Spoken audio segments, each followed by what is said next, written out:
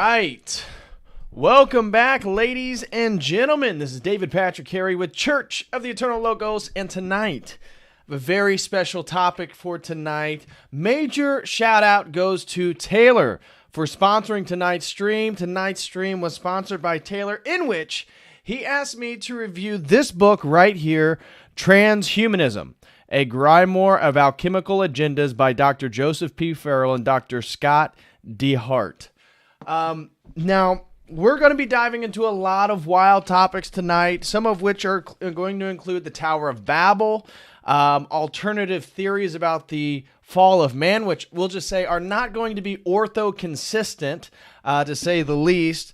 We'll be discussing really a theory tied to Dr. Joseph P. Farrell, the topological metaphor. This is really one of the more important ideas of his life work. Now, some of you Orthodox people may already be familiar with Dr. Joseph P. Farrell from this particular book right here, God, History, and Dialectics, the Theological Foundations of the Two Europes and Their Cultural Consequences.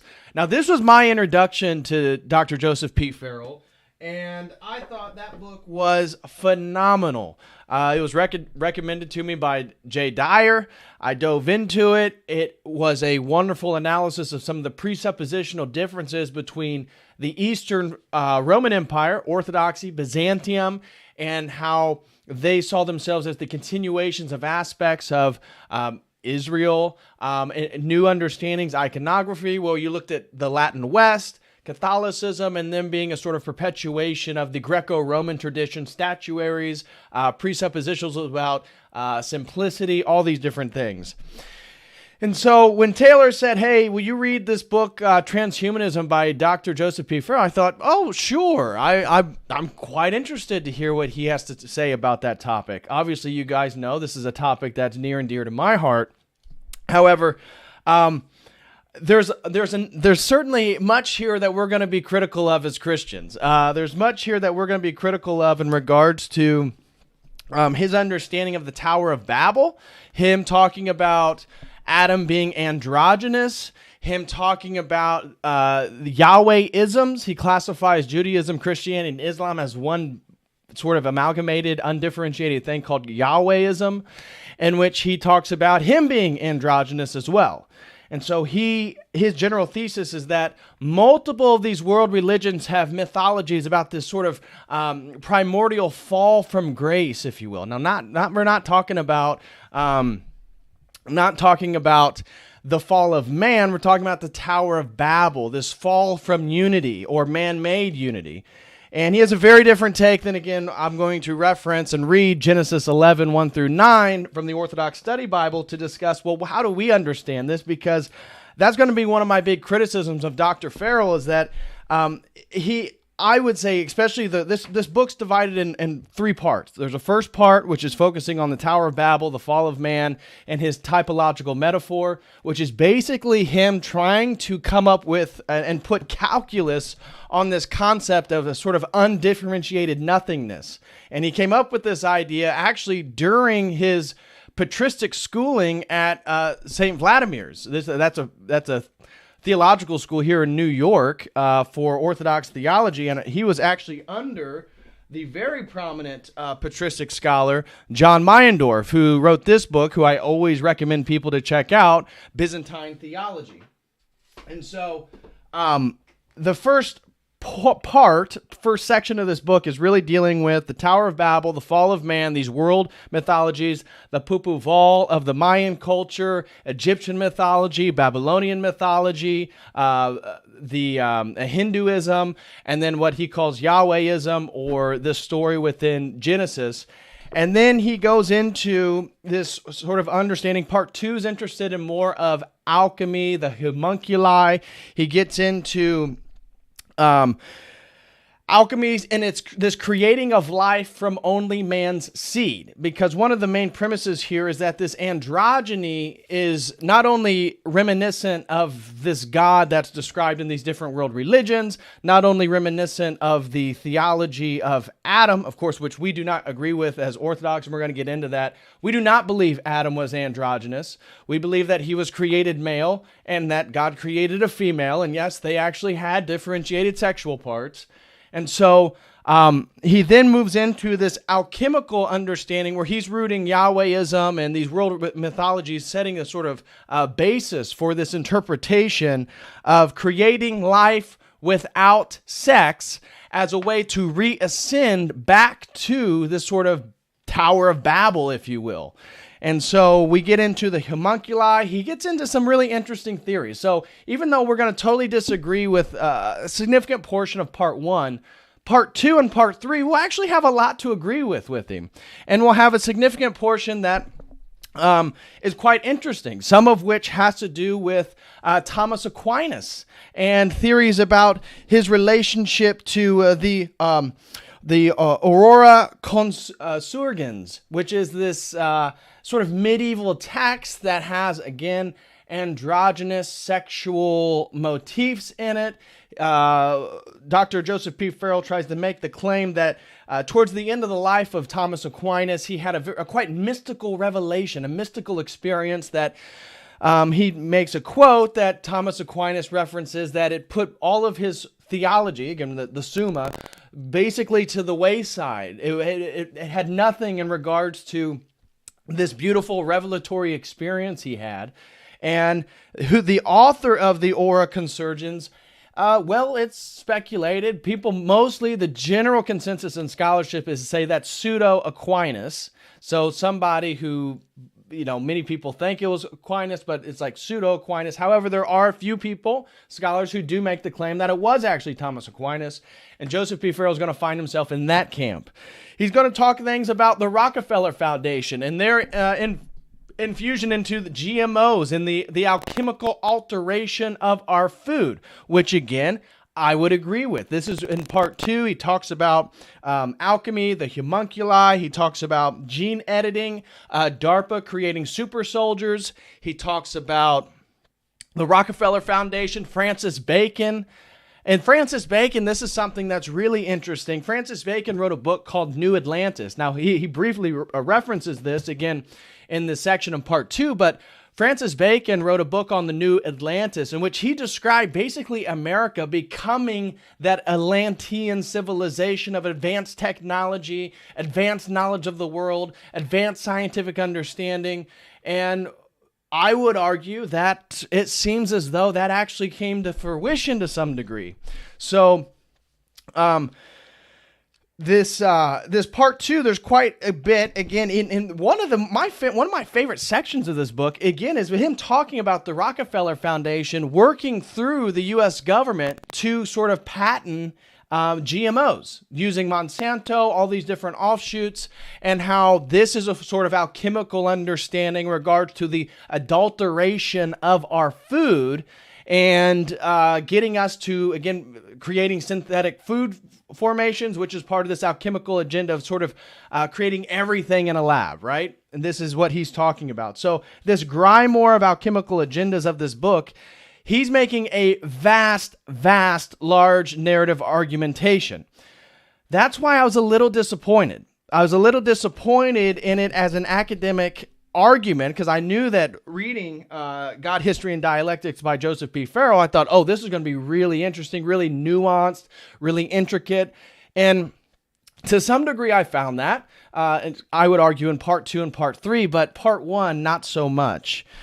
He also gets into, in part 2, Ray Kurzweil and the reversal of the Tower of Babel. This is something, like I got Ray Kurzweil right here, The Age of the Spiritual Machines, when computers exceed human intelligence. Most of you guys are going to know who Ray Kurzweil is. Ray Kurzweil is the former Google employee that really focuses on his theory of the singularity, which was, I think, somewhere in the 220s, but now he's moved it back to 240, 250. I was recently watching a documentary with Yuval Harari. You guys are going to know who that is. Yuval Harari is basically the priest of the World Economic Forum. And Yuval Harari, and I said this in a previous stream, he makes the claim that by 2050, there'll basically be no biological humans on the planet. I kid you not. You can look this up. Now, Yuval Harari is also he lives with his husband. And so this is a theme that Joseph P. Farrell also picks up in this book and really develops in part 3, which is really interesting. And he has a very interesting theory that I actually probably agree with him on who was the real author of the book Frankenstein. Now, we're told it's Mary Shelley. Mary Shelley is the conventional author, again, of the famous novel Frankenstein, where Victor Frankenstein, the scientist, builds this Frankenstein monster. He creates life without sex, right? And this is another instance of Joseph P. Farrell talking about this sort of embedded presupposition, this embedded mythology of returning back to this Tower of Babel where man is reunified. Now, he makes this argument that he really doesn't think Mary Shelley wrote it, but her husband, Percy Shelley. And we're going to get into a little bit of who Percy Shelley is because it's actually a pretty interesting argument. Percy Shelley certainly dabbled in very strange sexual mores at the time. Seemed like he was bisexual. He had difficulty making friendships with men. He was an open atheist at a time in which he was very unpopular. In fact, he got kicked out of Oxford for writing a pamphlet arguing for atheism. And they apparently had partners, they're swingers, and there's an instance in which him and Mary Shelley and Lord Byron come together in Geneva, Switzerland, and the story is that Lord Byron came up with this idea, hey, you know what we're going to do? Why don't we all just write a ghost story? And we're told that this was an instance in which Mary Shelley wrote down at the age of 18, which is like, oh, Mary Shelley, 18, wrote Frankenstein. And this is where I agree with Dr. Joseph P. Farrell. I think, you know what? It's probably more likely that her very well-learned husband, who was, again, already, according to Joseph P. Farrell, he argues that Percy Shelley had a love interest in his own sister, had potentially homoerotic relationships with various men, and that he was fascinated with alchemy and magic. And so we're going to look into figures like Albert Magnus, Henrius Cornelius Agrippa, and Paracelsus, all three prominent figures dealing with sort of alchemy in the Western European context. So I would probably agree with him. After he laid out his argument on who was the real author of Frankenstein, this is where I say, yeah, that's probably likely. It probably really was actually Percy Shelley rather than Mary Shelley, because it's actually embedded with all these different things that Percy Shelley believed in. And when you look at some of the lines he pulls from Frankenstein, it does seem like there's a real homoerotic element to Frankenstein.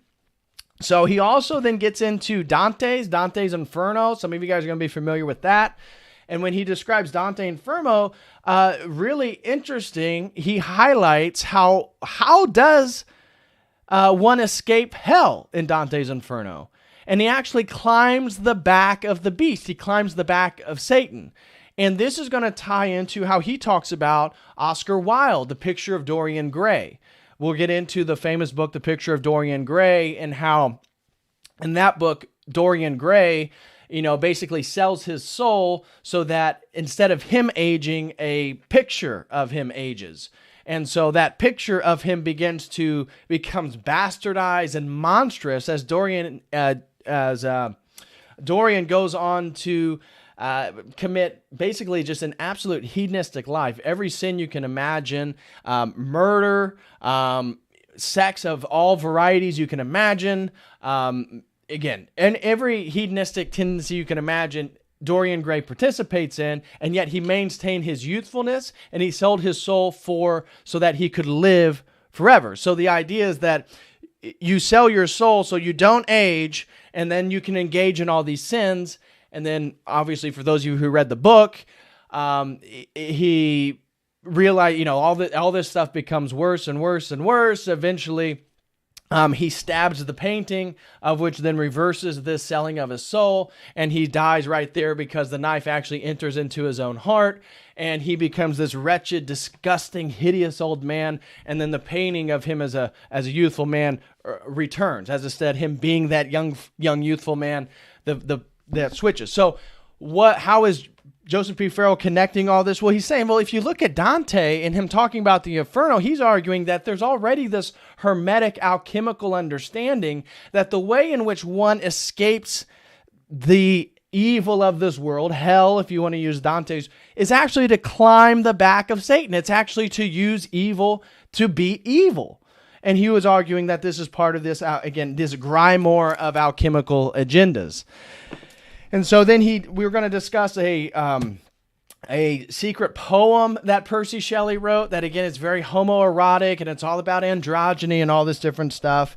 And then he ends by talking about secret societies, Freemasonry, Rosicrucianism, and how, there's a lot of homoerotic elements within these secret societies, which we already know that.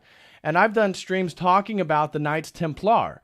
The Knights Templar, for those of you who don't know, they're the ones who came up with the veneration of Baphomet. Baphomet, it's a half man, half animal. It's half male, half female. It's both good and bad, right? He's pointing both up and down. This is this amalgamation of opposites, this idea that by the blending of opposites, one gets back to this primal unity. So we can see what Joseph P. Farrell's trying to do with this book. However, I agree with the secret societies. I agree with aspects of 19th century literature. I agree with what DARPA's doing, the Rockefeller Foundation, some of the evils of the world. But this beginning point, the basis of this entire argument, is that Yahwehism, again, this undifferentiated understanding between Judaism, Christianity, and Islam, is all one thing, and Yahweh's androgynous, Adam was androgynous, and therefore these religions themselves are promoting androgyny. So that's where I kind of halt the brakes. I push against it. I say, no, that's certainly not inconsistent. That's not consistent with our Orthodox worldview. That's not even consistent with most Christian theology. And so Joseph P. Farrell was, in fact, an Orthodox, or was Orthodox adjacent. Like I said, he did his, I believe he actually studied at Oxford, and then he studied at St. Vlad's here in the U.S. with Father John Meyendorff. But he became what's called a Marcionite, from my understanding. So he rejected the idea that the God of the Old Testament is the same God of the New Testament. And this is called Marcionism. This is a Gnostic heresy that believes that the God of the Old Testament is the devil. And so you can see how Joseph P. Farrell develops this thesis from this Old Testament story in Genesis 11 about the Tower of Babel, in which he even argues, that's just another framing of the original fall of man. Well, the traditions that wrote it don't believe that. And so one of the big problems is his hermeneutics, is that he comes out and in that first part of this book develops an entire argument that whether you look at the Mayans or the Egyptians or the Babylonians or the Sumerians or the Hindus or the Yahwehisms, as he calls them, it's all talking about this same thing, this primordial androgyny. And so this gets back to this concept that he developed back when he was at St. Vlad's, called the topological metaphor. And what is the topological metaphor? What is a topology? It's discovering, or it's discussing the top of something, the surface of something, right? So topography is looking at the lay of the land, the surface of the land, right? So the topological metaphor is how he talks about this sort of concept of God as undifferentiated nothingness. And he tries to write this out in a sort of calculus and uses mathematics to describe this concept. And he said, well, you can understand the topological metaphor as atheistic or theistic. He even said, I was listening to a discussion of his, that he said that when he tried to show Father John Meyendorff his topological metaphor, he was horrified, and rightfully so. It's anti-Trinitarian, and it is an abstraction of God. It uses mathematics to describe what God is, which, again, we as presuppositionists, we would say, well, how do you even have numbers, bro? Like, how do you even have the ability to, and he talks about, well, it's this topological, it's this undifferentiated nothing. Well, God isn't nothingness, but he claims that this concept, this topological metaphor, is that we have basically engrossed ourselves into increased differentiation, and therefore this transhumanist alchemical Grimoire agenda is to then regress us, or from their perspective, progress us back to undifferentiation, this ultimate unity, the blending of all things into a pure unity. Well, I don't disagree with him, but I would say that a true Christian Orthodox paradigm would totally be in opposition to this, because we don't believe that the Trinity or the Godhead is undifferentiated, and we don't believe that the Godhead is in fact androgynous. We believe that, well, yeah, Jesus Christ. Guys, please smash that like for everybody who's still here. Greatly appreciate it. Again, major shout out to Taylor for sponsoring today's stream. Major shout out to Taylor. And so we would say, well, our God isn't asexual. I mean, well, hold on. Let me take that back.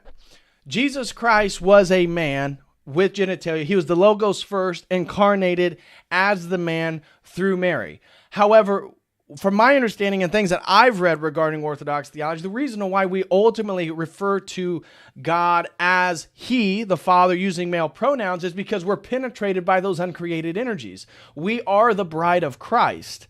And that's where he talks about in that Aurora Consurgens that he claims that Aquinas wrote. It actually reverses this metaphor where Christ is the bride. And this is this whole alchemical, hermetic, magical reinterpretation of this stuff. But we as Orthodox, we don't believe that. We don't believe that our God is androgynous. We don't believe Adam was androgynous.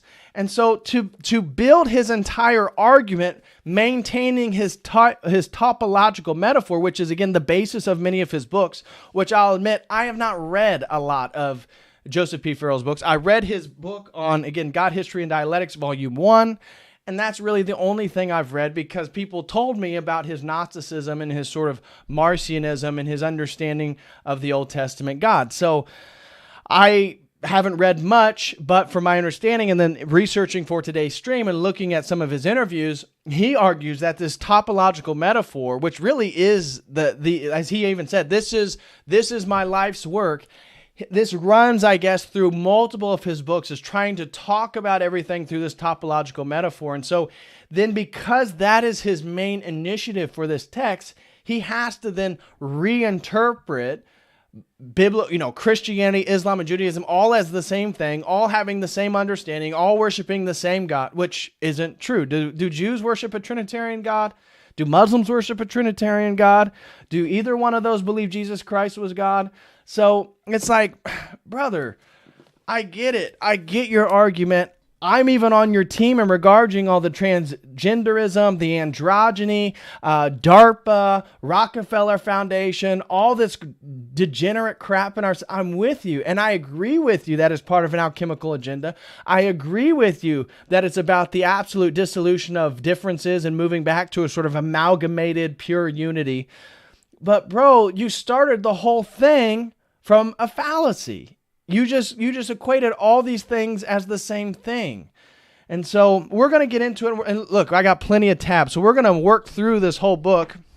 And I got a bunch of Wikipedia pages to pull up just so we can know what we're talking about as we move through. And so I even have then Genesis 11, 1 through 9 ready to go too. So we can read, what does the Orthodox Study Bible say about the Tower of Babel and God differentiating everybody into their languages? Because what Joseph P. Farrell argues is that God was actually threatened by mankind. Yes, he really uses that. So the reason why then that God had to disperse mankind in the multiplicity of languages and nation states that exist now is because God was threatened by mankind's knowledge and technology. And so he kind of pays, and this is where this is almost outside my pay grade because, again, I haven't read all his works. I'm not familiar with all his personal beliefs, but it seemed like he was hinting at the idea that maybe there was this advanced civilization, that this Babel, this Tower of Babel it's talking about, maybe that was a real historical fact, and that this androgynous evil god scattered us into these different multiplicities because he was threatened by our knowledge and technology. It seems like he kind of gives lip service to that.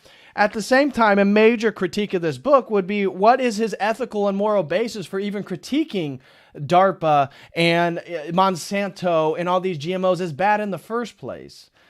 It doesn't seem like he really can. It doesn't seem like he can actually talk about why the promotion of androgyny and transhumanism, or he gets into another thing that I actually was not aware of that he brings up, is the explosion of hermaphroditism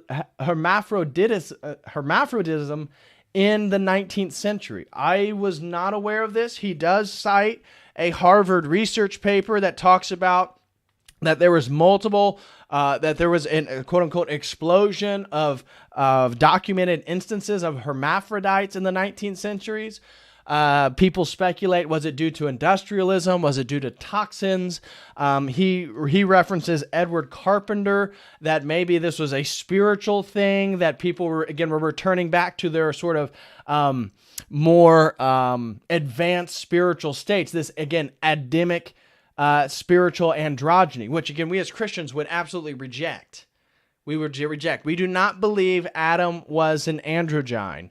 And this is a central argument for Joseph P. Farrell. So we're going to dive into all of this stuff, guys. Please smash that like. Again, I want to give a special thank you to Taylor for sponsoring today's stream. Even though I do disagree with the general argument of this book, it was nonetheless an interesting read. Would I recommend this book?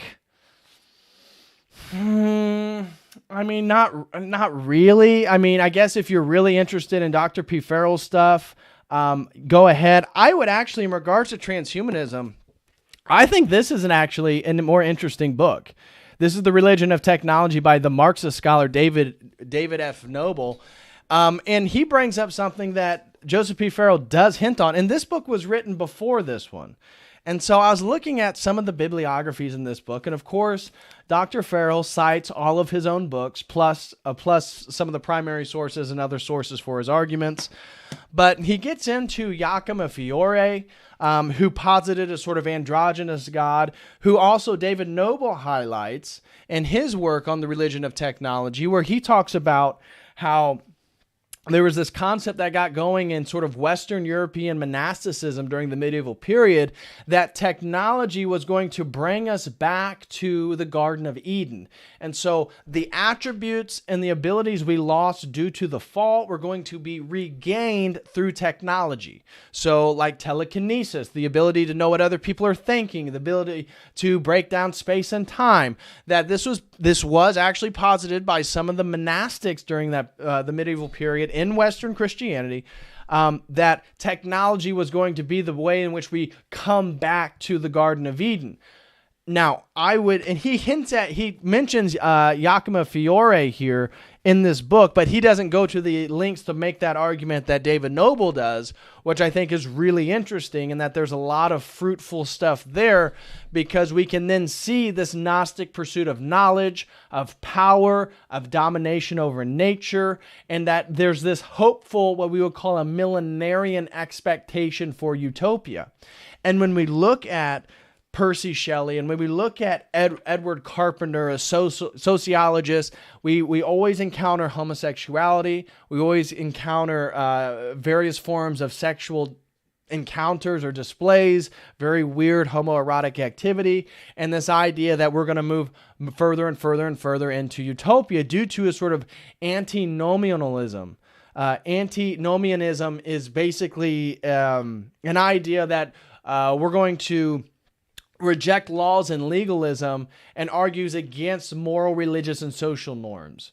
And so as these things break away, people then obviously engaging in homosexuality or transgenderism or androgyny or whatever it may be, if you're an antinomian, well then you would say all this is progress, right? The transgender phenomenon that we're seeing right now, this is progress. Telling young boys how to suck dick in elementary school, this is progress, right? I just watched a thing on Twitter today of excuse me, of a father going to a school board and his 11-year-old son was reading a book literally telling young boys how to do that. He's 11 years old. Now, if you're an antinomian, you would say this is all progress. This is all moving us towards the utopian state, again, where all the differentiations break down. And Joseph P. Farrell seems to be against all this stuff. I mean, he says he's not trying to make an explicit stance, whether he's in favor or not. But based on some of the rhetoric, it seems like he's against all this stuff. But again, I would ask him, where's your morality? Where's your ethic grounded? What's the presuppositional foundation for it to even make these critiques? Because it seems to me your rejection of the Christian God and your rejection of that entire tradition as part of the problem itself leaves you in a place in which you can't really make a strong ethical or moral critique against it. So anyways, guys, this is what we're going to get into. Again, please smash that like. If you guys would like to support my work, one of the best things you can do is become a website member. Now, you can become a website member now here on YouTube. For some of you guys who are already website members, shout out to Amptown. I know she's here. I know she's a YouTube member, or you can become a website member. The initial YouTube membership does not get you access to the exclusive video library that the membership to my website does. However, if you get the second tier, the Logos membership on YouTube, then you can get both the YouTube membership and access to the exclusive video content. Also, if you guys would like to schedule a one-on-one session, you can do so with that as well. That's another great way to support my work. We are already booked up for tomorrow, so we don't have any slots open for tomorrow. But if you'd like to set up a time for next Wednesday, you want to talk about theology or Gnosticism or transhumanism or goal setting or fitness or bodybuilding, whatever it is, you can have my undivided attention forever, how long that you purchase. You can do that by setting up a one-on-one session. And also, again, major shout out to Taylor for sponsoring today's stream. I want to say, Taylor, thank you so much, brother. But if anybody out there also has a great stream topic you would like me to dive into, I only have one more sponsored stream in the, on deck, if you will. And that's going to be a deep dive into Rosicrucianism. And so shout out to Meta Ninjas for that one. But that's the last one I have on deck. After this one, just the Rosicrucian stream is my only sponsored stream. So if you guys have a topic you would like for me to dive into, please sign up and do so. I would love to dive into whatever topic you'd be interested in, and you can sign up for a sponsored stream using this link right here. I would greatly appreciate that. And again, I love doing these sponsored streams, and it's a great way to help promote my work and support my work. Also, for all those out there, tomorrow night is a premium members meeting. So on that initial link for the memberships, if you become a premium member for $25 a month, we have you get all of the other memberships, what's included in that, plus 2 Zoom meetings per month. And we'll be doing our premium members meeting tomorrow night at 7 o'clock p.m. Eastern Standard Time. I know Thomas is here. I think Christopher's still here. So a couple of the premium members are here in the live chat right now. We will be together tomorrow night. Looking forward to catching up with everybody then. Okay, so let's kind of begin working through this book. Again, it's going to be an dense stream moving forward from this point. Hey, Christopher Shame. He is also a YouTube member. Shout out to you, brother. And I want to say, guys, smash that like if you're still here. So to begin, I want to actually make reference to a few things in the introduction so we can get an idea of what these guys are doing in their own ideas. So here we go. This is literally on page 5, the first page of the introduction of this book. This means that man is in a predicament, for he is about to be sacrificed either upon the apocalyptic altar of alchemical science, or, if one is to believe the great 3 Yahwehisms, Judaism, Christianity, and Islam, slaughtered by a righteous God, come back to restore justice to the world by an unparalleled bloodletting. So clearly not very sympathetic to our Christian paradigm and worldview, to say the least. Prior to mankind's final transformation, if one is to believe a certain strand of Christian fundamentalistic eschatology into the very same sorts of alchemical creations as proffered by the transhumanist science they excoriate. Either way, the transhumanist gospels of science or the revelations, prophets, or ministers of Yahwehism are saying the same thing. The new age is here. Prepare to die as part of your process of alchemical transformation. So again, we as Orthodox Christians, do we believe that our God is saying, or that Orthodoxy is saying, you're in the new age, prepare to die, that the new age is here and you're going to be alchemically transformed?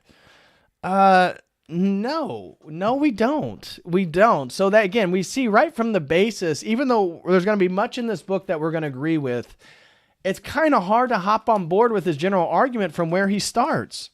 He goes on in the next page and says, this is regarding the alchemico-chemical man, alchemico-vegetable man, alchemico-sexual man, and definitions and preliminary observations. He says, why was it, we wondered, that the basic ancient myths, excepting those offshoots of Yahwehism, were based on the idea of mankind's descent from a primordial androgyny, through the mineral, through the vegetable, and finally through the animal kingdoms? How could the ancient myths even speak of a mineral man or vegetable man? Next page, he says, the mystery deepened the more we looked as Joseph delved into research and authored a whole series of books on ancient physics and history.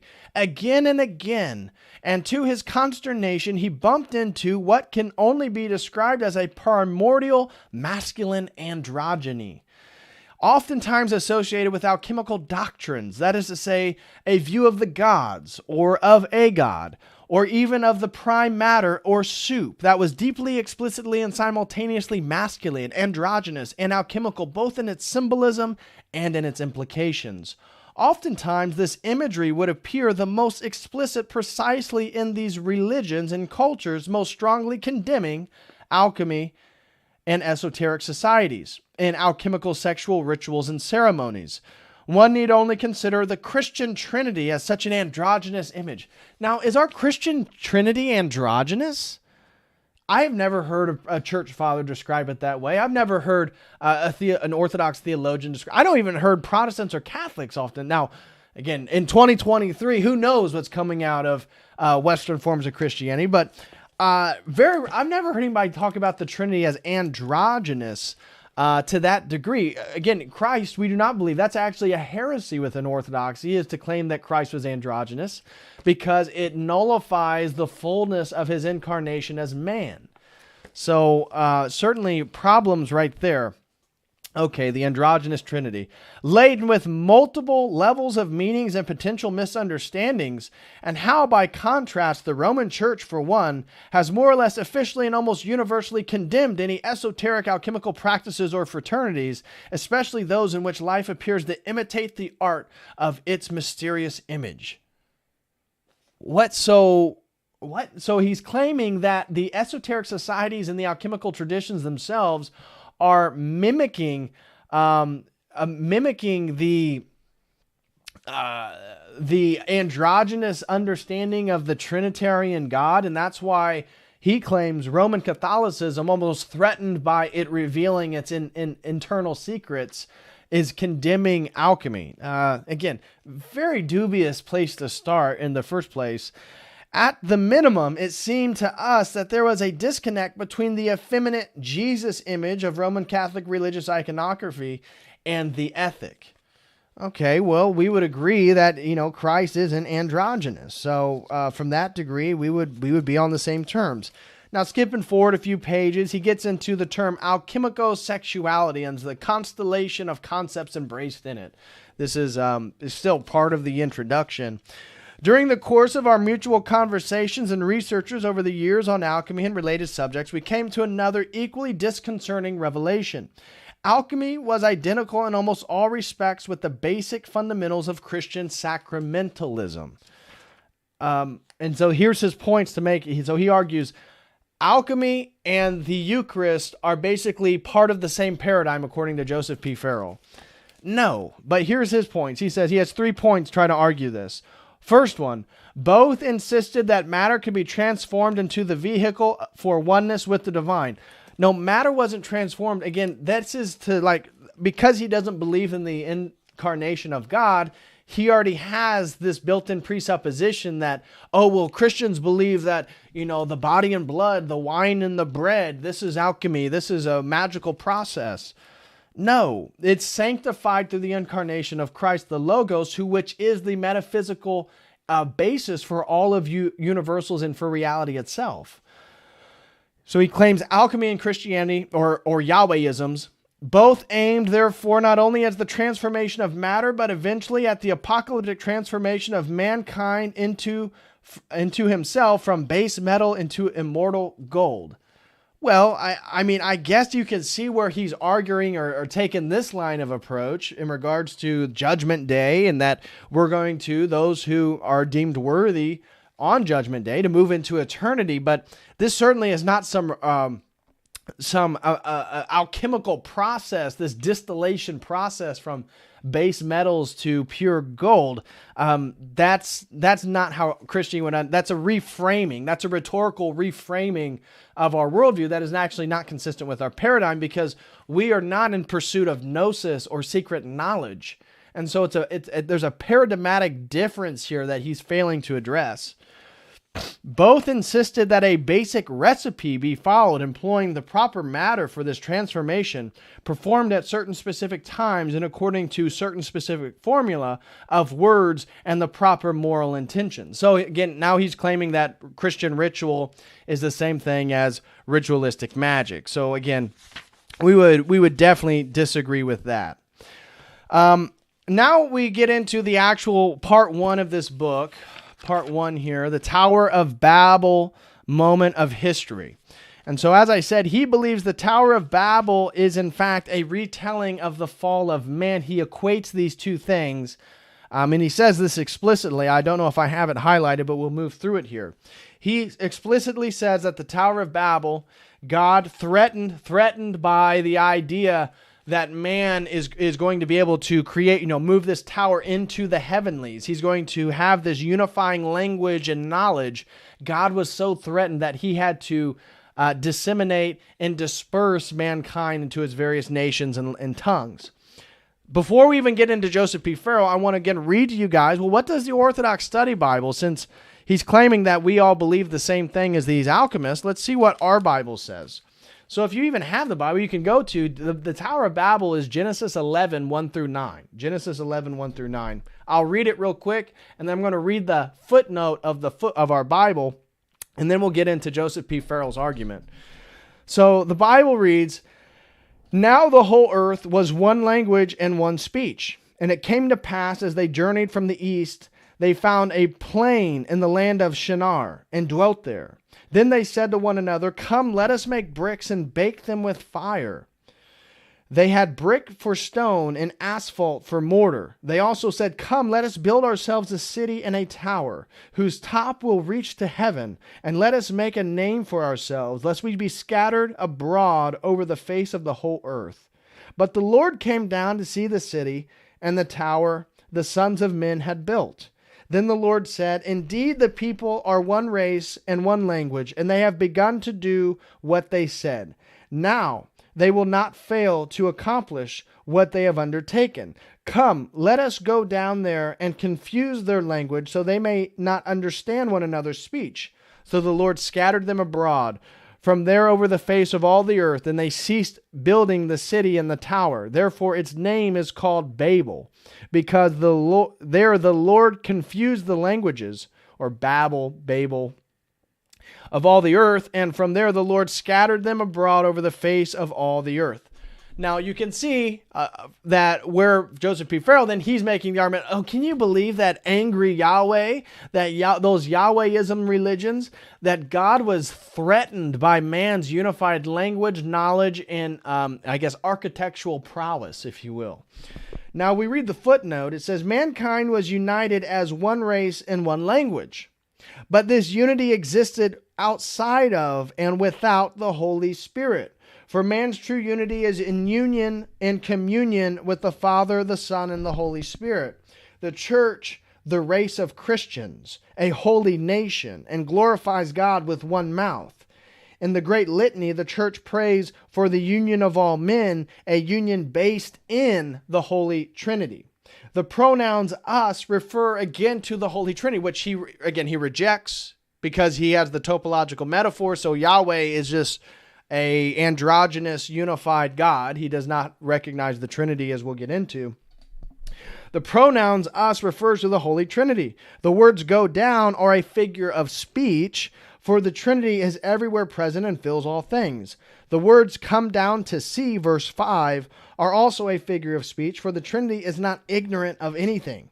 God condescends to our weakness that we might understand something about him and his works. The Lord divided this false unity for the sake of man's salvation, that man might seek and find him. For they sought to build their unity by making a name for themselves. They cared nothing for the name of the Lord God, by which man is saved. And so those who are going to be familiar then with Orthodox theology would know that Pentecost and the descent of the Holy Spirit after the descent of the Spirit after the ascent of Jesus Christ, this is the point in which it's the inversion of the Tower of Babel. Man created his own false unity, whereas through Pentecost, we maintain the distinctions and the differentiations, the plurality, but are unified in the truth of the Holy Spirit and the truth of God, the Trinity. So that's where the church would say, no, Pentecost is the corrected inversion of the Tower of Babel moment. Okay, now let's get into Joseph P. Farrell. Okay, so he says the biblical version of the Tower of Babel moment. He has it broken down into 5 parts. He says, mankind is viewed in a state of unity, which is exemplified by a common speech, and this unity is fragmented by the action of Yahweh by creating the multiplicity of language. So again, you see how he doesn't recognize the Trinity, and he groups Islam, Christianity, and Judaism as the same thing. The unified speech of mankind might also imply a unified language of science, i.e. a highly unified scientific worldview wherein the major sciences, physics, biology, genetics, and so on, are all viewed and understood with the completeness and unity our current sciences lack. So you see there, you can almost see the appeal to a sort of Graham Hancock, Randall Carlson, the great city of Atlantis, ancient high civilization rhetoric there. Guys, if you're here, please smash that like. If you're still here, I'd greatly appreciate that. Then number 3, the idea of language also subtly implies the idea of sound, and this might be connected to the tower. Confounding the languages thus breaks down only mankind's unity, but perhaps also breaks or impedes the power of the tower. Number 4, the story implies that a unified mankind is in fact a threat in some sense, and that this threat is tied to the tower itself. And number 5, thus the fragmentation of man via confounding his language removes both the threat and his power. And so this is because mankind is in the wrong and we worship a big meanie God called Yahweh. He's going to disperse us into this multiplicity. From here, he goes into the Mesopotamia version. He goes into the Mayan Popol Vuh version, and those are all much more explicit about androgyny. The biblical account, which is where he begins, is actually not explicit about androgyny. And if you read Genesis 1 and 2, nowhere does it insinuate that Adam was androgynous. So this is a hermeneutic framework that Joseph P. Farrell, he himself is placing on the text, that the people who actually venerate the text and worship God through the Holy Scripture, they do not believe it that way. He moves on, he goes into the Platonic version. So then he talks about Plato's, the symposium or the banquet, and how this talks about this, again, unified undifferentiation. And so he highlights the similarities between the Platonic concept and the Mayan Popol Vuh is that there is a primordial human androgyny, only in Plato's case at the beginning of the cited passage. This apparently exists alongside of the other two sexes. So there's three sexes. And he mentions this because, for those of you who, this is actually somewhat debated, but not all Native American traditions, but there were certainly some Native American traditions that had a concept of a sort of half-spirit, three genders. There was male, female, and half-spirits. Half-spirits were homosexual males because for them, women can't be lesbian. No, let me take it back. From some of the readings I've read among some of these Native American scholars, they argue that women can't be gay.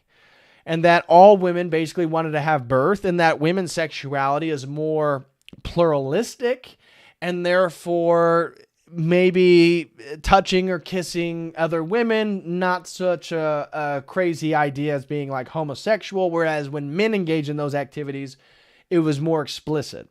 And so therefore some tribes, obviously, and this is where some tribes have spoken up more recently, hey, we don't believe that crap. We didn't believe that at all. In fact, we killed some of those people. So again, not a massive general claim of all Native American traditions, but certainly some believed that there was this half spirit. And so that's where he's talking about the Mayan Popol Vuh also recognized these sort of three sexes, and the androgyne is almost always male. And he'll eventually make a claim when he gets into genetic engineering, how when you look at the embryonic level, we all begin as female, the embryos.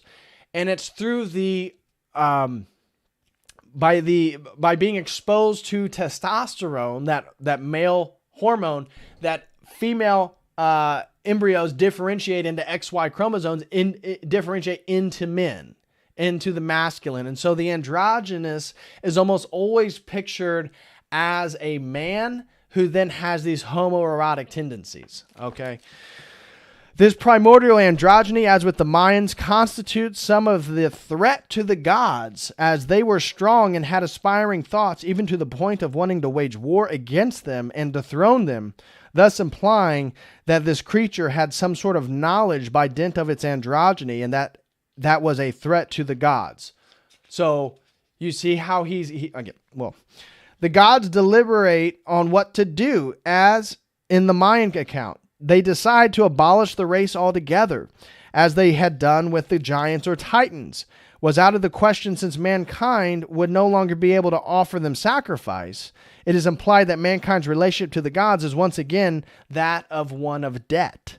The decision is taken at the suggestion of Jupiter Zeus that this primordial androgynous man be cut in half, i.e. the sexes should be divided.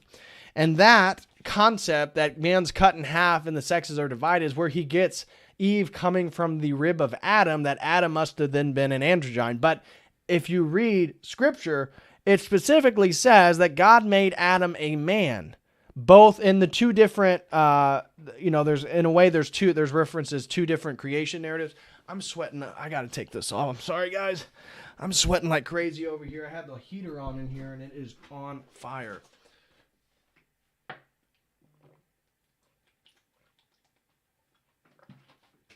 Okay.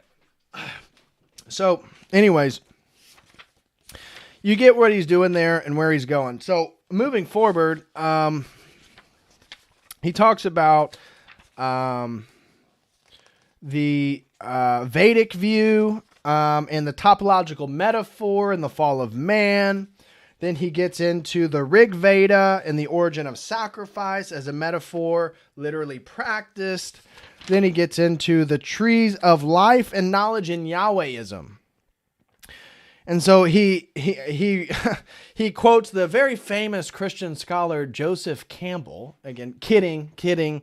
Joseph Campbell was I would agree, a very well-read mythologist, but certainly no Christian in our book.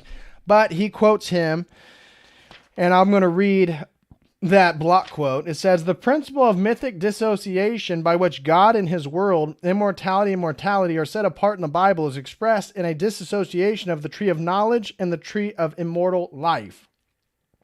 that later has become inaccessible to man through a deliberate act of God, whereas other mythologies, both of Europe and the Orient, the tree of knowledge is itself the tree of immortal life and moreover still accessible to man. Now, I would argue this actually is part of the Christian paradigm in which we do not, redemption, immortality is not gained by knowledge, Gnosticism. So you can see if you believe that the tree of knowledge and the tree of life are the same thing, you can gain eternal life through the pursuit of knowledge, i.e. secret societies, alchemy, the occult, Gnosticism, all this different stuff, which I would say there's not a real problem with a lot of that stuff in the Orient or pagan mythologies or whatnot. So to me, that's a bit of a moot point, but highlights how Christianity is, and actually, to me, that's showing that in actuality, Christianity is a totally different paradigm. A totally different paradigm. He goes into the next part is the catalog of concepts associated with the Tower of Babel moment. This is a bit long, but I guess we can just read it real quick because we're going to finish up. From here, we're going to briefly touch on his topological metaphor and then really get into the part where we can agree more with his work. We can agree a little bit more with his work. Guys, please smash that like, and if you would like to support this stream, please send in a super chat, be it on YouTube or on the Streamlabs link, which is pinned to the top of the live chat. Greatly appreciate that. So some of these Tower of Babel moments catalog. The Tower of Babel fall of man moment is always tied to some notion of the fragmentation of mankind, whether it be the divisions of the sexes as explicitly noted in the Popol Vuh or subtly implied in Genesis 2 and 3.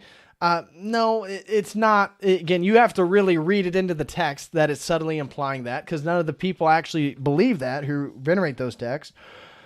And whether it be by some sort of social fragmentation, as in the case of the confounding of man's languages in the biblical version of the Tower of Babel moment.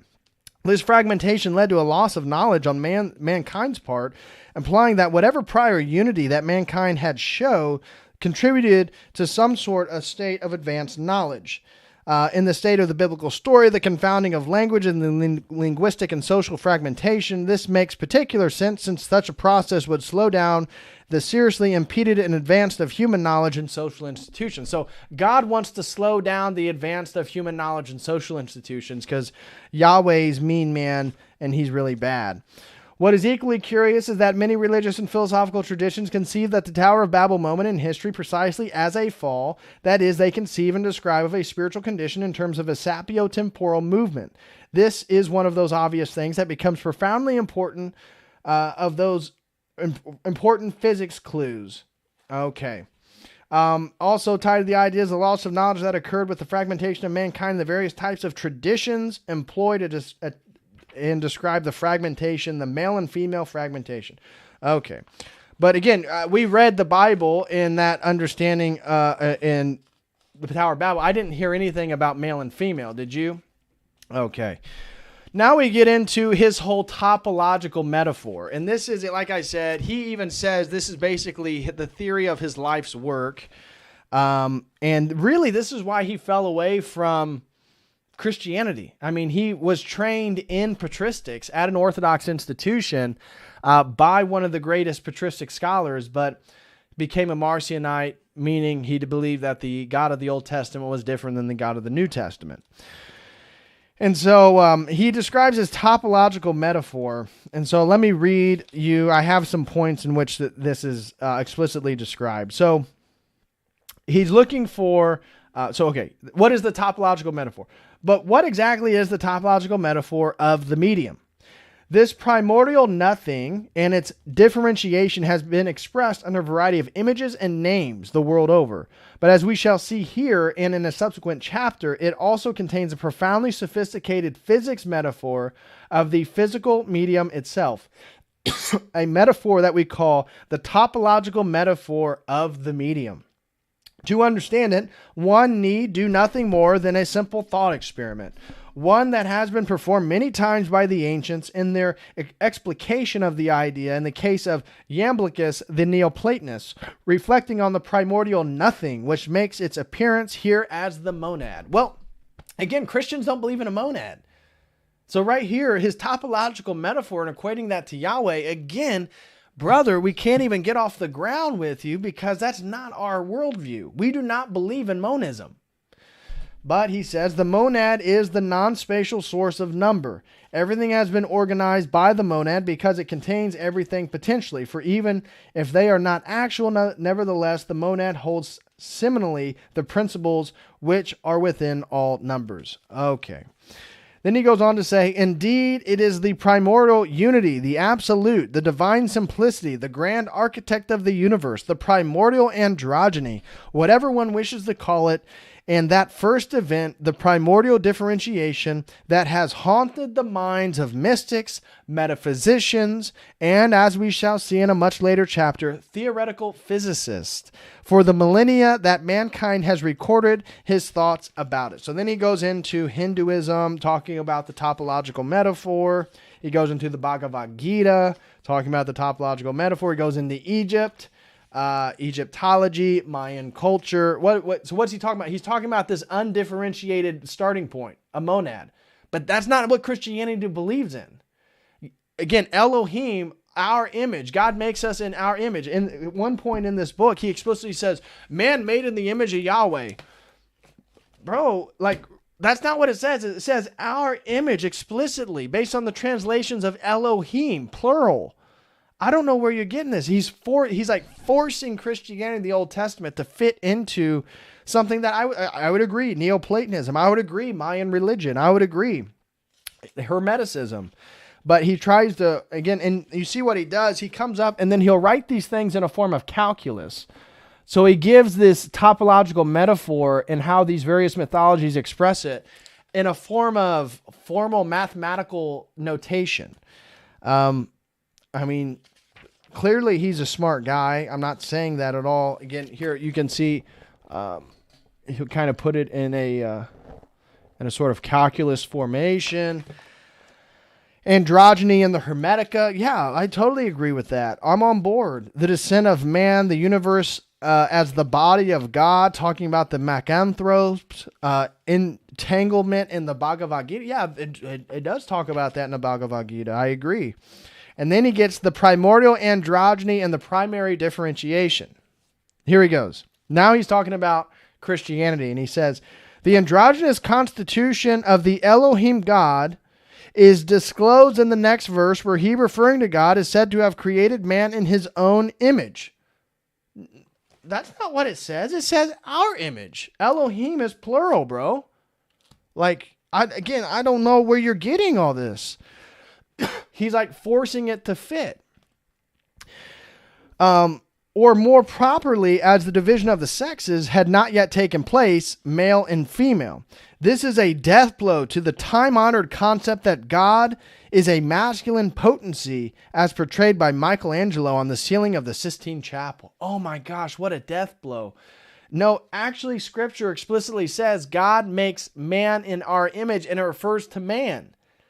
So you're having to come up with the idea that that he doesn't have genitalia and he's androgynous or something, because that's not what it says in Scripture. The Elohim then ordered these androgynous beings to be fruitful. Note that neither the masculine nor the feminine principle as yet existed in a separate state.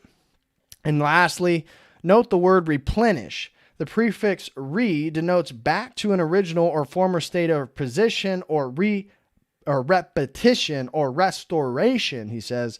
This definite reference to a humanity existing prior to the creation of man described in Genesis must be evident to the actual reader of Scripture. So now he's making an esoteric hermeneutic or exegetical technique that God actually was remaking man. He was remaking. No, nobody says this. The implications then, what are they? If the topological metaphor of the physical medium be true, then several implications follow. And he goes on to talk about, again, the same thing, the androgynous man, yada, yada, yada. Okay. To sum up everything, he says, so the Tower of Babel moment and the topological metaphor, he says, of the physical medium, with all its rich variety of imagery presented in religious and philosophical traditions from around the world, constitute the roadmap for the alchemical agenda openly hidden in modern science and advocates of transhumanism. Yes, if you're a Christian, you are also promoting transhumanism. As we have seen, for example, the Tower of Babel moment made certain assumptions about mankind. Its initial unity, which expresses itself in three primary ways. As a sexual androgynous unity, as a linguistic unity. Again, and it's not explicit that man is androgynous, and it's certainly not explicit in the Tower of Babel moment. So you see how he redefines things, that it's really nefarious, maybe. But we won't read into his intention. Now we can get into part 2. From here, it actually gets a little bit more interesting because it's not so focused on Christianity. And so this one's on the new Frankensteins. The new Frankensteins, the transgenic transformation of man and the alchemical ascent from animal to vegetable to mineral man. So old homunculi and new Frankensteins. Now I want to bring up a few things too here. Okay, antinomialism. So here's the Tower of Babel. And nobody's saying that there aren't other motifs of this story in other religions. Okay, Greco-Roman, Sumerian, Assyrian, Mexico, whatever, Botswana. Okay. So then we're going to get into, well, I guess let me read a little bit further more. We got more. I want to get into Francis Bacon here in the New Atlantis, which he gets into in all this section. So the new homunculi. Well, what are the homunculi? For those of you who don't know, homunculi, or the homunculus, has to do with this alchemical understanding of, again, creating like a small man without the use of sex. And so little person is a representation of a small human being, originally depicted as a small statues made out of clay, popularized in 16th century alchemy and 19th century fiction. It has historically referred to the creation of a miniature, fully formed human. The concept has roots in pre-formationism, as well as earlier folklore and alchemical traditions. The term leads to the cortical homunculus, an image of a person with the size of the body parts distorted to represent how much area of the cerebral cortex in the brain is devoted. Okay, we got a few super chats here. Dr. Vagisil throws in one and says, old alchemists attempted to turn elements into gold. The current World Economic Forum alchemists are now trying to turn lust and narcissism into virtual immorality. Immorality. Totally agree with that, Dr. Vouch. God bless you, bro. I totally agree with that. And then Duffhead throws in $10 and said, how is there an androgynous man without the concept of male and female? That's a good... He claims that you have to have the concept of male and female, or he is by default androgynous. That's basically Joseph P. Farrell's take in this book. And so if you believe that, and then that's where I just before, because after I read this book, I was like, I got to go back and read through Genesis 1 through 11. And it's not explicit as he describes as androgynous at all. And we even talked about this, I think, in the last stream when we had the open panel about people who believe that Adam was androgynous. He makes that same claim, and it's not. And it's just because God takes Eve from Adam's ribs. Shout out to Amptown1 for the $3 super chat. God bless you, Amptown1. Thank you so much, sister.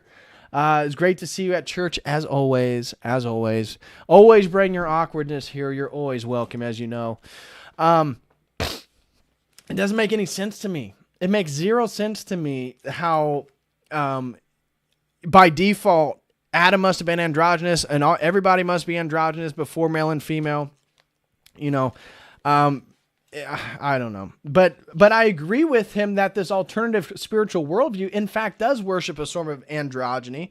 But I would say it's because they want to resolve this sort of dialectical tension between opposites into this sort of amalgamated unity, which he's accusing Christianity of being a part of, which makes zero sense to me. Anyways, moving forward here, he talks about He talks about like Hermeticism in Copernicus and Kepler, rightful points that many scientists in Western Europe, and we'll get into. He points to Newton. Newton was a major advocate of alchemy and Hermeticism, and a reader of the esoteric and occult literature. Copernicus and Kepler, no doubt. I totally agree with him there. Next, he gets into Leibniz, and Leibniz's Characteristica Universalis and the quest for a universal formal language. Yes, and he quotes that Leibniz's pursuit of this universal language is a sort of just like the Tower of Babel, right? This universal language in which upset God because he was so threatened by it. Yahweh was so threatened by it, he had to differentiate all the tongues of men and spread them. So then he gets into the alchemical basis of modern genetic engineering. Now, again, Joseph, I totally agree with you here. Here, I think all of us Christians and all of us Orthodox or wherever you come from, we would all agree with that there certainly is a sort of nefarious alchemical process in regards to modern genetic engineering. And he gets into the Promethean alchemist ambition, the creation and manipulation of life in the homunculus, the dream of reanimation and virtual immortality. Okay, and then he talks about the androgyne at the end of the age, the alchemical apocalypse and final transformation of matter. And then he gets into some of these prominent, let me pull up my Wikipedia thing again. Some of these prominent esotericists at the time, you're going to need to be familiar with somebody like Paracelsus. He goes into Paracelsus. I actually have a whole stream I did early on this YouTube channel talking about Paracelsus. He was part of the German Renaissance. I think he was born in Sweden. But yeah, important German and part of the German Renaissance. Swiss physician, alchemist, lay theologian, and philosopher of the German Renaissance. He was a pioneer in several aspects of the medical revolution of the Renaissance, emphasizing the value of observation in combination with received wisdom. He is credited as the father of toxicology. Paracelsus also had a substantial influence on a prophet or diviner, his prognostications being studied by Rosicrucians, which again, he's going to connect back at the very end of this book, and is also the next sponsored stream, might I suggest. Next sponsored stream is a deep dive into Rosicrucianism. Paracelsianism is an early modern medical movement inspired by the study of his works. He's also going to get into Albert Magnus, who's actually a saint in the Catholic Church. He is not a saint in the Orthodox Church due to his use of alchemy, but he was the teacher of Thomas Aquinas, and he's going to reference that Albert Magnus, Paracelsus, and Henry Cornelius Agrippa are going to be alchemists that greatly influenced many of these thinkers and movers and shakers, and certainly into the 19th century. People like we'll get into Percy Shelley. Again, Mary Shelley wrote the book Frankenstein, but this is where I was not aware. This is where I think some of the book's actually quite interesting when, and we'll get into it. Here's Percy Shelley. When he gets into Percy Shelley actually being the man behind Frankenstein, I was like, okay, that's actually pretty interesting. And I actually agree with him. He makes a pretty solid case for that one. But we'll come to it here in just a minute. Okay, so he talks a little bit about Paracelsus, and that Paracelsus, the androgynous homunculus, was a major theme of alchemical art. Comes home with a vengeance in the man himself, for recently he remains most recently exhumed, and researchers came to an astonishing conclusion concerning his sex. And what is it that he points out? That Paracelsus may have been castrated or was indeed a hermaphrodite himself, which is something I didn't know. And I'm going to read this block quote to you right here. He says, found that the pelvis was extraordinarily wide of Paracelsus, indicating a high probability that he was suffering from some of the intersexuality, since his extremities betray none of the lengthening associated with eunuchs who have undergone prepubescent castration.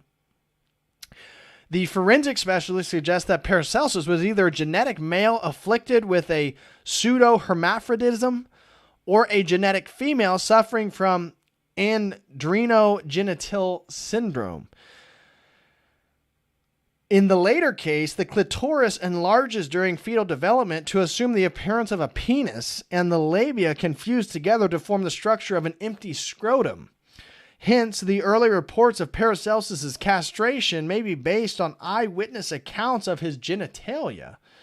At any rate, we are left with the remarkable possibility that the gender of Paracelsus may have been capable of description as either female or male. Okay, that's quite interesting. Again, I was not aware of that myself. Here's Paracelsus again. Major thinker. Paracelsus was the first one to basically, he wanted to get to the essence of herbs. And so he's the first one to sort of put herbs into capsules. We can say a pill. When you take your supplements and you have a bunch of herbs inside of a capsule, Paracelsus was the first one to do that. That was one of his main contributions from alchemy into modern medicine. He also, Paracelsus also, what is the tincture between opium and laudanum? Laudanum is a mixture of like opium with alcohol. Paracelsus was the first one to use laudanum for medical procedures as well. That was another thing that he was important for. Okay, so then he goes on to talk about Paracelsus's writings on the androgynous homunculus. Okay, yada, yada, yada, yada, yada, yada. Moving forward, that concludes that chapter. Chapter 5, he gets into Frankenfoods for the alchemical vegetable Frankenstein. This was probably actually my favorite chapter because he actually hit at a lot of stuff I was not aware of in regards to the Rockefeller Foundation, GMOs, seeds, how important seeds are, the network that houses all these seeds and stuff like that. So here's a section on the alchemical background, the Rockefellers and Francis Bacon. And so he talks about man descended from androgyny. Okay, well, we question this whole structure, but then he gets into, if all this sounds a bit too far removed from modern social engineering or the genetic manipulation of man's food, it is not. For this basic alchemical view, we believe, is also capable of being reduced to a crassly material form, and that the people that took this approach was very famous, or, depending upon one's lights, infamous banksters' families like the Rockefellers. Researcher Philip Regal described the Rockefeller corollary as the alchemical pursuit for the transformation of mankind in no uncertain terms. And this is the block quote from Philip Regal. From the perspective of a theory reductionist, it was logical that social problems would reduce to simple biological problems, that one could be corrected through chemical manipulation of soils, brains, and genes. Thus, the Rockefeller Foundation made a major commitment to using its connections and resources to promote a philosophy of eugenics. Okay. The Rockefeller Foundation used its funds and considerable social and political and economic connections to promote the idea that society should wait for scientific inventions and promote the idea that society should wait for scientific inventions to solve all of its problems, and that tampering with the economic and political systems would not be necessary. Patience and more investment in reductionist research would bring trouble-free solutions to social and economic problems. And so he makes this point in regards to the Rockefeller Foundation using this idea. Well, just wait for science to catch up, and it's going to deal with the overpopulation, right? That's what eugenics is really a sort of facade for. Duffhead throws in a super chat of $3 and says, "This sounds like transgender fantasy. If you thought hermeneutics was a big word." I know. I talked with Andrew today. I may reach out to Jim Bob. I gotta get an emoji for the members that is a wizard wand or a wizard. Every time I use a big word, every time I say hermeneutics or exegesis or epistemology or ontology or whatever, I want the chat to like throw in the magic wand, or maybe it'll be Gandalf or something. I don't know. I'm gonna talk to Andrew or Jim Bob, but I gotta get them to help me with an emoji for all the big boy words like hermeneutics.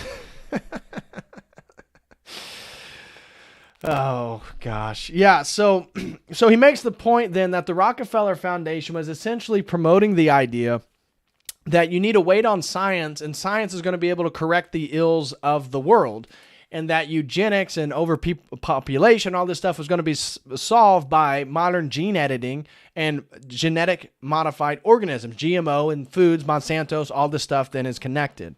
Then he goes in to connect it with Francis Bacon's New Atlantis. And so this is also really interesting. And as I said earlier, Francis Bacon, here is Francis Bacon.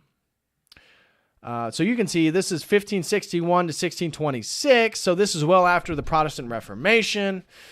Was an English philosopher and statesman who served as Attorney General and Lord Chancellor of England. Bacon was the advancement of both natural philosophy and the scientific method, and his works remain influential even in the late stages of the scientific revolution.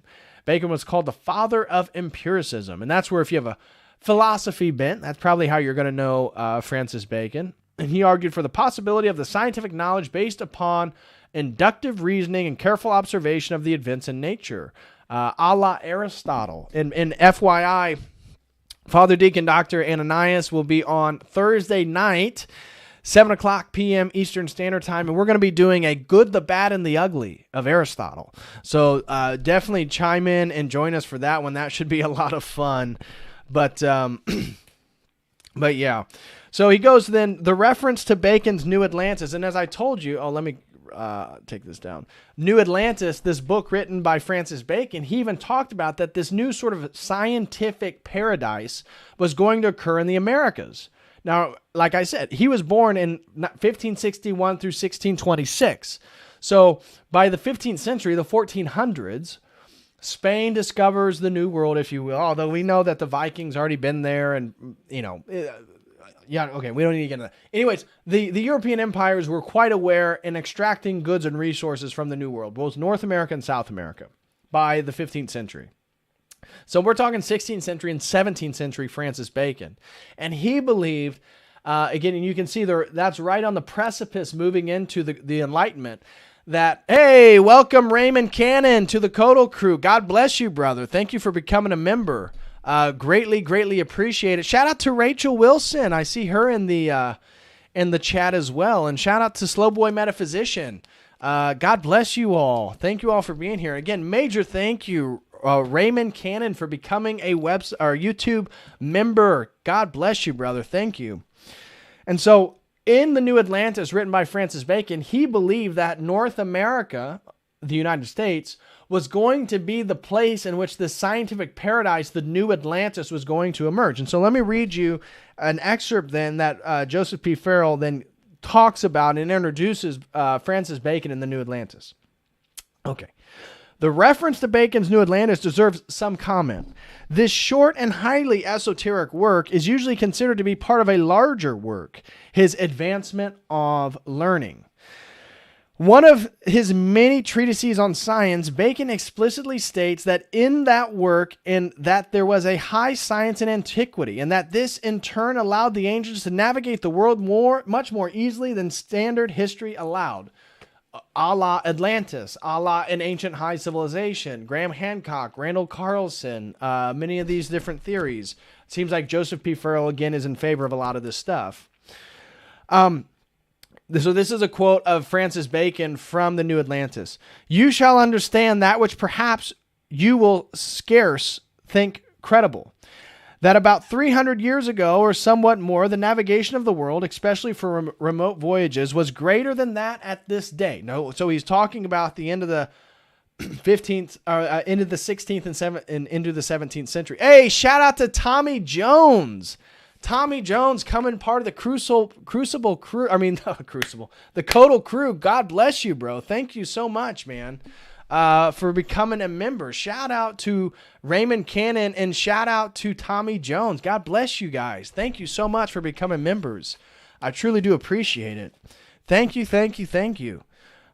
And so, we're talking about the 16th and 17th century, and he's saying 300 years earlier. So that means we're talking 12th century or so. He says that they were able to the travel greater than they were now. Don't you think with yourselves that I know not how much it is increased with you within these 60 years? I know it well, and yet I say greater than now. Whether it was that the example of the ark that saved the remnant of man from the universal deluge gave man confidence to adventures upon the waters, or what it was, but such is the truth. The Phoenicians, and especially the Tyrians, had great fleets, such that the Carthaginians, their colony, which is yet further west toward the east of the shipping Egypt and that of Palestine, was likewise great. China also, and of course, the great Atlantis, that you call America, which have now but junks and canoes abounded then in tall ships. So he says America was once great, and it's going to then become great again through this sort of scientific priesthood, if you will. Okay, so we can get down with Joseph P. Farrell on that. Then he gets into esoteric eugenics, banksters, seedless seeds, and the alchemical vegetable man. Now, this I thought was really interesting because he gets into some of the nitty gritty in regards to, American investments, the Rockefeller foundations, Monsanto's, the U.S. government actually putting pressure on different countries to do away with natural seeds and to buy their GMO seeds. He gets into how Argentina was actually part of all this. Yeah, he has a section called The Rockefellers and the Food Weapon and the Alchemical Seedless Seeds, a World War and the Peace Studies Group. This was actually really interesting stuff. So this was, like I said, probably one of my favorite chapters of this book was looking at the food war and the food weapon. And really this something that I hadn't really read as much about that I'm sure somebody maybe like Tristan would already been more aware of. But the sort of mafiosa-like behavior regarding the Rockefeller Foundation, the U.S. government, by patenting these GMO seeds and then forcing companies to do away with their natural seeds. And he highlighted how part of it was even in the war of Iraq. And when we went in there, we forced, like Syria and Iraq, that's the Fertile Crescent, right? So that's the Tigris and the Euphrates, right? The fertile, the Fertile Crescent of humanity, if you will, right? Babylon, right? And because it's such a fertile place, they have all this diversity of natural seeds, and the U.S. government actually forced them. So they have some type of bunker or something underground where they have all these natural seeds that are they're non-genetically modified. And basically, they don't let people use any of those, and they force these nations to use their GMOs. This was pretty interesting, and I agree that it is part of this sort of alchemical alteration of our genes through our foods. And he makes the point that man is what he eats. And this is actually something that we talk about in Orthodoxy in regards to the Eucharist. That's one of the ways we commune with God.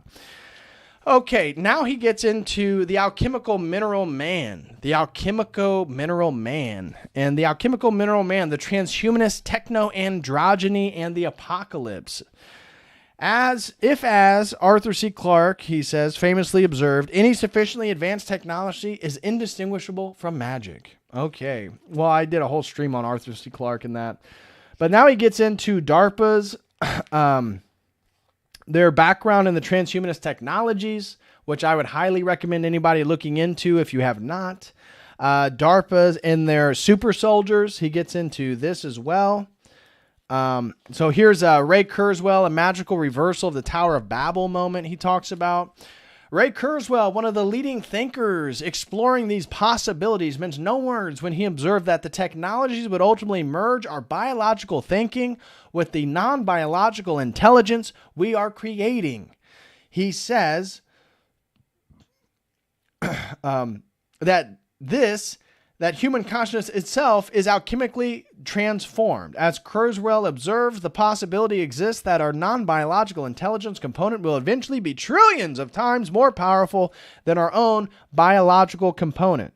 Kurzweil also minces no words on the magical nature of modern science, and specifically the ability of computers to game various scenarios and modify our environments. And so this is a huge block quote from Ray Kurzweil, but I'm going to read it, so bear with me, guys.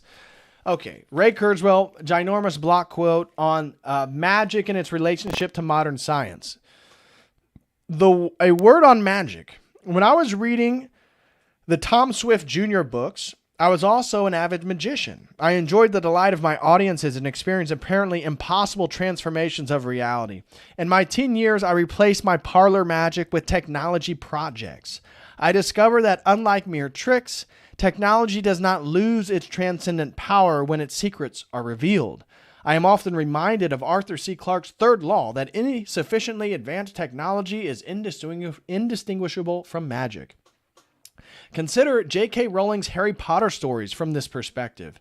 These tales may be imaginary, but they are not unreasonable of our world as it will exist only a few decades from now. Essentially, all of the Harry Potter magic will be realized through technologies. Playing Quidditch and transforming people and objects into other forms will be feasible in all full immersion virtual reality environments, as well as in real reality using nanoscale devices. More dubious is the time reversal, as described in Harry Potter and the Prisoner of Azkaban. Although serious proposals have been put forward for accomplishing something along these lines without giving rise to causality paradoxes, at least for some bits of information, which essentially is what we comprise. Consider that Harry unleashes his magic by uttering the right incantation. Of course, discovering and applying these incantations are no simple matter. Harry and his colleagues need to get the sequence, procedures, and emphasis exactly correct. It sounds like coding, right? And coding, if you're just off by just a hair, there it goes. This process is precisely our experience with technology. Our incantations are the formulas and algorithms underlying our modern-day magic.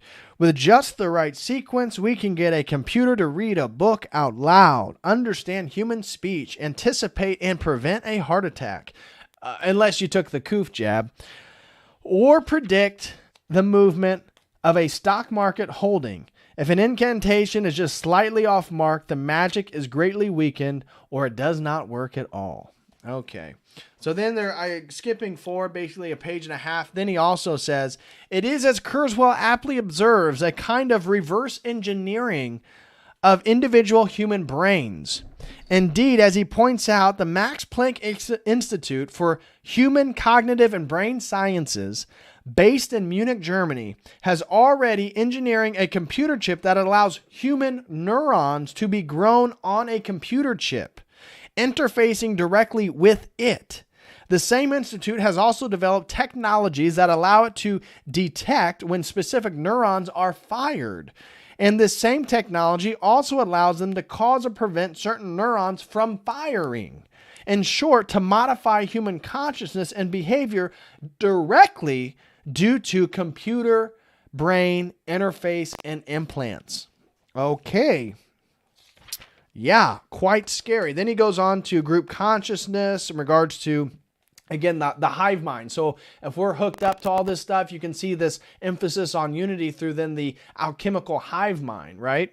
Then he gets into DARPA's quest for the transhumanist super soldier, which he talks about DARPA's interest in using whales or dolphins. As such, they can never sleep. So he talks about some of the DARPA's used for these super soldiers. Whales and dolphins are sea-dwelling mammals. As such, they can never sleep, at least in the conventional sense, for if they slept, as land-dwelling mammals do, they would drown. Therefore, their neurophysiological processes are different than humans and possibly have value to create a human super soldier that would need far less sleep or, in fact, no sleep at all. Research has shown that when whales and dolphins are sleeping, one half of their brain is awake and working, while the other half is asleep. And this leads to the question and the conclusion that DARPA drew, quote, what would happen if humans could control which portion of their brain is working while another portion recharges? DARPA's Continuous Assisted Performance Program, or CAPS, mission brief is to discover what happens if, in fact, they do just that. Okay, so DARPA's CAP program has already conjectured that the single transformation of mankind would lead to fundamental changes in the pace, timing, and length of military operations. It would be, in terms of military parlance, a force multiplier, they argue, especially against an enemy that did not have the benefit of such technologies. Or suppose that through genetic enhancements or nanotechnology, one breath of oxygen would permit a soldier to run for 15 minutes or carry his own weight in a backpack. Or imagine X-ray goggles like Superman, or exoskeletons that enhance strength and allow a soldier to leap a tall building in a single bound, unquote. These are not comic book fantasies of yesteryear, but technologies actively being investigated by DARPA right now. Okay. And so then he talks about life longevity. He talks about the scenario of transhumanist apocalypse theater, the assumptions of scenarios. Okay, moving forward, the singularity. Okay, recapitulation of what the conclusions thus far. It's a national unity which expresses itself in three primary ways: a sexual and androgynous unity, as a linguistic unity, and finally, and perhaps most importantly, a cultural and philosophical unity in the instance of the topological metaphor. Also reveals the fact that this ancient philosophy was exactly what the medieval and Renaissance Hermeticists claimed it was, the Prisca Theologia, the ancient theology. Okay, which we reject, right? Because he's making this claim that this alchemical understanding of this preeminence and this focus on pure unity, that this is all part of this original theology. Because again, what did I say for those of you who didn't catch the beginning? Joseph P. Farrell is arguing that Yahwehism, which Judaism, Islam, and Christianity is all the same religion. They all worship the same God, Yahweh. He does not recognize the Trinity, and he claims that Yahweh is androgynous and that Adam was androgynous, of which we as Christians all reject in our worldview. But he claims that these Yahwehisms are contributing to this pursuit for androgyny and this pursuit for the annihilation of all differences and distinctions. Okay. So now we move into section 3, the last section, the androgynous god of alchemy and the alchemical sexual ascent. And this is where some stuff gets pretty interesting. You can see how he likes to demonstrate all this stuff in a form of calculus. Okay, so his topological metaphor. Now this one's kind of interesting. This is as I said, this is the theory regarding, let me see here, the aurora consurgens. So you guys see this right here? This is an alchemical treatise in the 15th century, so the 1400s, famous for its rich illuminations that accompany in some manuscripts. While in the last century, the text was more commonly referred to as Pseudo-Aquinas, there are as well arguments in favor of Thomas Aquinas, to whom it was originally been attributed in some manuscripts. The translated title from Latin into English is Rising Dawn. And so this alchemical or hermetic manuscript has some very interesting sexual metaphors here. And let's see here. Here's just some of the differences. In the Glasgow copy, a couple depicted performing intercourse are hidden under a sheet with a blue bedspread. Their child is shown sleeping in a small rocking cradle, along with a young servant boy standing at the foot of the bed while they're fornicating. The child and the young servant boy at the end of the bed were not damaged. This implies that the defacer was likely... Okay. Here's in the Berlin manuscript is a couple makes love on a bed and a foremost surrounded... Okay, the Zurich is a menstruating woman, bleeds profusely with a zodiac circle to illustrate her monthly cycle and the creation of menstruation and its use within the body. So this little this manuscript also again reverses the symbolism, the Christian symbolism of the sacred marriage. Christ and the bride, we are the bride, Christ is the bridegroom. And so this particular one has an inversion in which the Christ is the bride and he is then penetrated explicitly. That's why then Joseph P. Farrell is trying to argue that this is in fact Aquinas, and he points to an instance in which Duff had threw in another super chat, and he said, when I was 10 years old, I was also an avid magician. Yeah. Weren't we all? And so he gets into Aquinas's theology-stopping vision. And so Aquinas had this vision, and here this is a quote from Thomas Aquinas. He says, he was replying to Brother Reginald, and he said, I adjure you by the living God Almighty, and by your duty to our order, and by the love you have for me, that so long as I am alive, you will never tell anyone what I am going to tell you now. And he went on, everything that I have written seems to me worthless in comparison with the things that I have seen and which I have been revealed to me. And so Joseph P. Farrell is trying to make the argument that this beatific vision, this illuminated experience that Thomas Aquinas had towards the end of his life, was in fact this manuscript, the Aurora Consurgens, which has very explicit alchemical symbolism and this androgynous, even inversion relationship to sexual imagery that would certainly be heretical by any Christian standard, even certainly scholasticism and Catholicism at that time.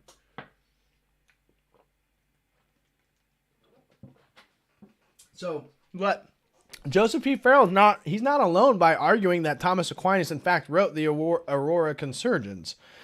Okay. So he argues that it could be, this is curious behavior, for why would a known and revealed theological master such as Aquinas wish to conceal what was revealed to him in whatever vision, flash, or insight he had? Here's Farrell's arguments. One answer, the answer of the traditional Christian piety, would be that he was too humble and that there were no words to describe it. But still, surely something more could have been said, other than that everything he had spent his life writing was worthless in comparison to that vision or insight. The other possibility is, of course, that he had seen something, intuited something, or had an insight that was altogether of a different order than the Christian. Indeed, this would rationalize the vision and the unwillingness to write on Christian topics ever again more reasonably. And so one of the also things that he goes into is that, remember, Albert Magnus, the alchemist, this was the teacher of Aquinas. Okay. So Aquinas was one of his favorite students, and it greatly disturbed Albert Magnus when Aquinas passed away. So anyways, okay. You guys get the point. I'm belaboring it. Okay. So we are told by the same witness, however, that on his deathbed, Aquinas made the obligatory Christian statements, which would seem to cast out the last possibility. And the said witness said, moreover, that when said brother Thomas began to overcome with sickness in said village, he besought the great devotion that he might be borne to the monastery of St. Mary of Fosanova. And so it was done. And when the said brother Thomas entered the monastery weak and ill, he held onto the doorpost with his hand and said, "This is my rest forever and ever." And he remained for several days at the monastery in his ill state with great patience and humility, and desired to receive the body of our Savior. And when that body was brought to him, he genuflected with words of wondrous and long drawn out adoration and glorification. He saluted and worshipped it. And before receiving the body, he said, "I receive thee, price of my soul's redemption. I receive thee, viaticum of my pilgrimage, for love of whom I have studied and watched and labored and preached and taught. Never have I said aught against thee unless it were in ignorance, nor am I obstinate in my opinion. But what I have said, but if I have said ill, I leave it to all the correction of the Roman Catholic Church." And then he said, and was buried near the high altar of the church at the monastery, where there is a stream from which the water wheel takes up water, by which all that place is watered, as the witness himself has often and carefully observed. And so then Farrell goes in to talk about how the alchemical sexual vision of the Aurora Consurgens and its implications, the style of the Aurora Consurgens and a problem.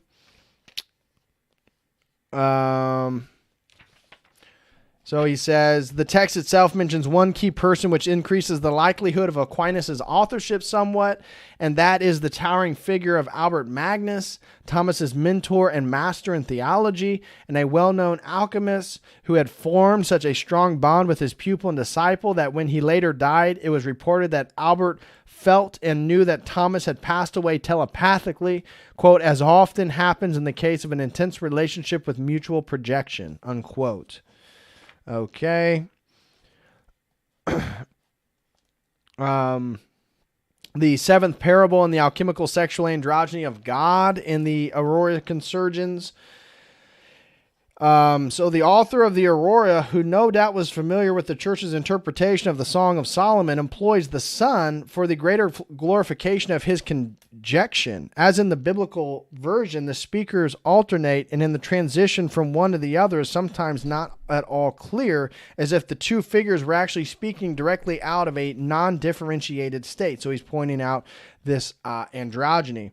But the problem in this context of the quotation of the book of Joel is that the author abandons the biblical text where God is speaking and continues to speak to himself, and thus is speaking in a non-differentiated state, simultaneously as God and as a man, and speaking alchemically in that quote. Here the bride, or the prima materia, or its soul, is speaking, and she begs for help and deliverance. But as the quotation from Joel shows, she is at the same time identical with God. This is one of the places where the equation expressed most clearly, where God, or at any rate his feminine aspect, appears as the spirit or soul in matter and awaits the redemption by the work of man. Okay, so we see this alchemical process in which man, penetrating the mysteries of the world, is this alchemical theological rejuvenation, moving back towards that undifferentiated state. Okay. He goes on and on, but you get the point. The identity of the bride with God is beyond all doubt, for the words he speaks are God's own. Deuteronomy 32:39, I kill and I make alive, I wound and I heal. Neither is there any that can deliver me out of the hand. She is God, or his feminine correspondence in matter. She is God, but as a loving woman embracing the man in order to show him into God's own antithetical nature, and at the same time into his all and developing wholeness. This experience, as the text says, transcends even death. The mystical union is compared to the usual medieval text, something new and completely different, because ordinarily it is the human soul as a feminine being that unites with Christ or God. Man in his anima is the bride. Here, on the contrary, God is the bride, and man or the self is the bridegroom. The singular exchange of roles must be understood in the first place as a compensatory phenomenon. The masculine spiritual God image has turned into its opposite, into a figure that unites God's self-reflection, Sophia or wisdom, with matter and nature. Okay. And so, yeah. Anyways, we're going to move on from that. Moving forward, now he gets into the really interesting part of Oscar Wilde and Percy Shelley. Now, again, I'm going to lay out who this is, but let me read this real quick. So, Frankenstein's alchemical fiction, Shelley Unbound, and the picture of Oscar Wilde. Remember, Oscar Wilde's famous novels, The Picture of Dorian Gray. I explained that a little bit, but I'll recover it and rehash that in just a second. As we introduce the following chapter, a question naturally arises and includes the analysis of two 19th century works of fiction. The purpose of Transhumanism, a Grimoire, is to examine important and neglected works where a hidden agenda was passed from ancients to moderns, from fraternity members to priests and poets, to expose an insidious goal established upon the premise that only through the annihilation of one substance is it possible to recreate a higher new substance, specifically the individual and generally the human race. This alchemical agenda lurks in the poet's pen no less than in the chemist's cauldron. While it might seem an overreaching stretch of the imagination, the brief consideration of the 19th century fiction is a critical and overlooked area where transhumanist ideals were hidden in plain sight by men who clearly saw into the future while having a firm hold on the alchemical agenda of the past. Fiction it may be, but the message passed carefully through the author's pen portrays a higher purpose. Both Percy Shelley and Oscar Wilde were poets first and novelists secondarily. Both men We're steeped in the belief that the great poet is always a magical seer, and that the foundation of civilization is first realized through the words of a poet. In the infancy of society, writes Percy Shelley, every author is necessarily a poet because language itself is poetry, and to be a poet is to apprehend the true and the beautiful, in a word, the good which exists, unquote. The alchemical agenda takes more than a form from expression, and the survey of two classics merely indicates the tip of a literary iceberg. The massive mountain beneath the surface is reserved for a future work dedicated to the single purpose. Okay, so what he's going to get into is how Percy Shelley, he argues, is the real author of Frankenstein. So let me pull this up again so we can look at all this. So if we go over here to Frankenstein, okay, Frankenstein. It's an 1818 novel, so 19th century, written by author Mary Shelley. Frankenstein tells the story of Victor Frankenstein, a young scientist who creates a sapient creature in an unorthodox scientific experiment. Shelley started writing the story when she was 18. The first edition was published anonymously in London on the 1st of January, 1818, when she was 20. Her name first appeared in the second edition, which was published in 1821. Now, Joseph P. Farrell makes the point that this is really interesting because Mary Shelley, her husband Percy Shelley, who again I talked about, was noted for his homoeroticism. His first love was I'm talking erotic love, was his sister. He had trouble making friendships with strong men. The men that he did have friends with were, again, sort of marginal creatures in society, you could say. He was an incredibly smart man. He was kicked out of Oxford for writing an anonymous pamphlet on the promotion of atheism. And so Percy Shelley wrote multiple things that would sort of transgress Victorian, English Victorian sensibilities at that time. And he would post them anonymously because obviously he got kicked out of Oxford for one of the things he wrote. So Joseph P. Farrell highlights that it's interesting that Frankenstein was actually first published anonymously. Now, we're told that Mary Shelley, his wife, who was 18 at the time, Percy Shelley was probably in his mid-20s, and he died young. Percy Shelley, here, let's go to Percy Shelley. Yeah, Percy Shelley died at 29. That's what I thought. He died at age 29. So Percy Shelley, he was one of the major English Romantic poets, a radical in his poetry as well as in his political and social views. Shelley did not achieve fame during his lifetime, but recognition of his achievements in poetry grew steadily following his death, and he became an important influence on subsequent generations of poets, including Robert Browning, Aldrin Charles Swinburne, Thomas Hardy, W.B. Yeats. American literary critic Harold Bloom describes him as a superb craftsman, a lyric poet without rival, and surely one of the most advanced skeptical intellects ever to write poetry or write a poem. Shelley's life was marked by his family crises, ill health, and a backlash against his atheism, political views, and defiance of social conventions. Like I said, he challenged sexual mores at the time, was deeply involved or loved the occult and esoteric theologies. And he went into a permanent self-exile in Italy in 1818. And over the next 4 years produced what Leader and O'Neill call some of the finest poetry of the Romantic period. His second wife, Mary Shelley, was the author of Frankenstein. He died in a boating accident in 1822 at the age of 29. Now, actually, if you go back to Frankenstein, where is it that...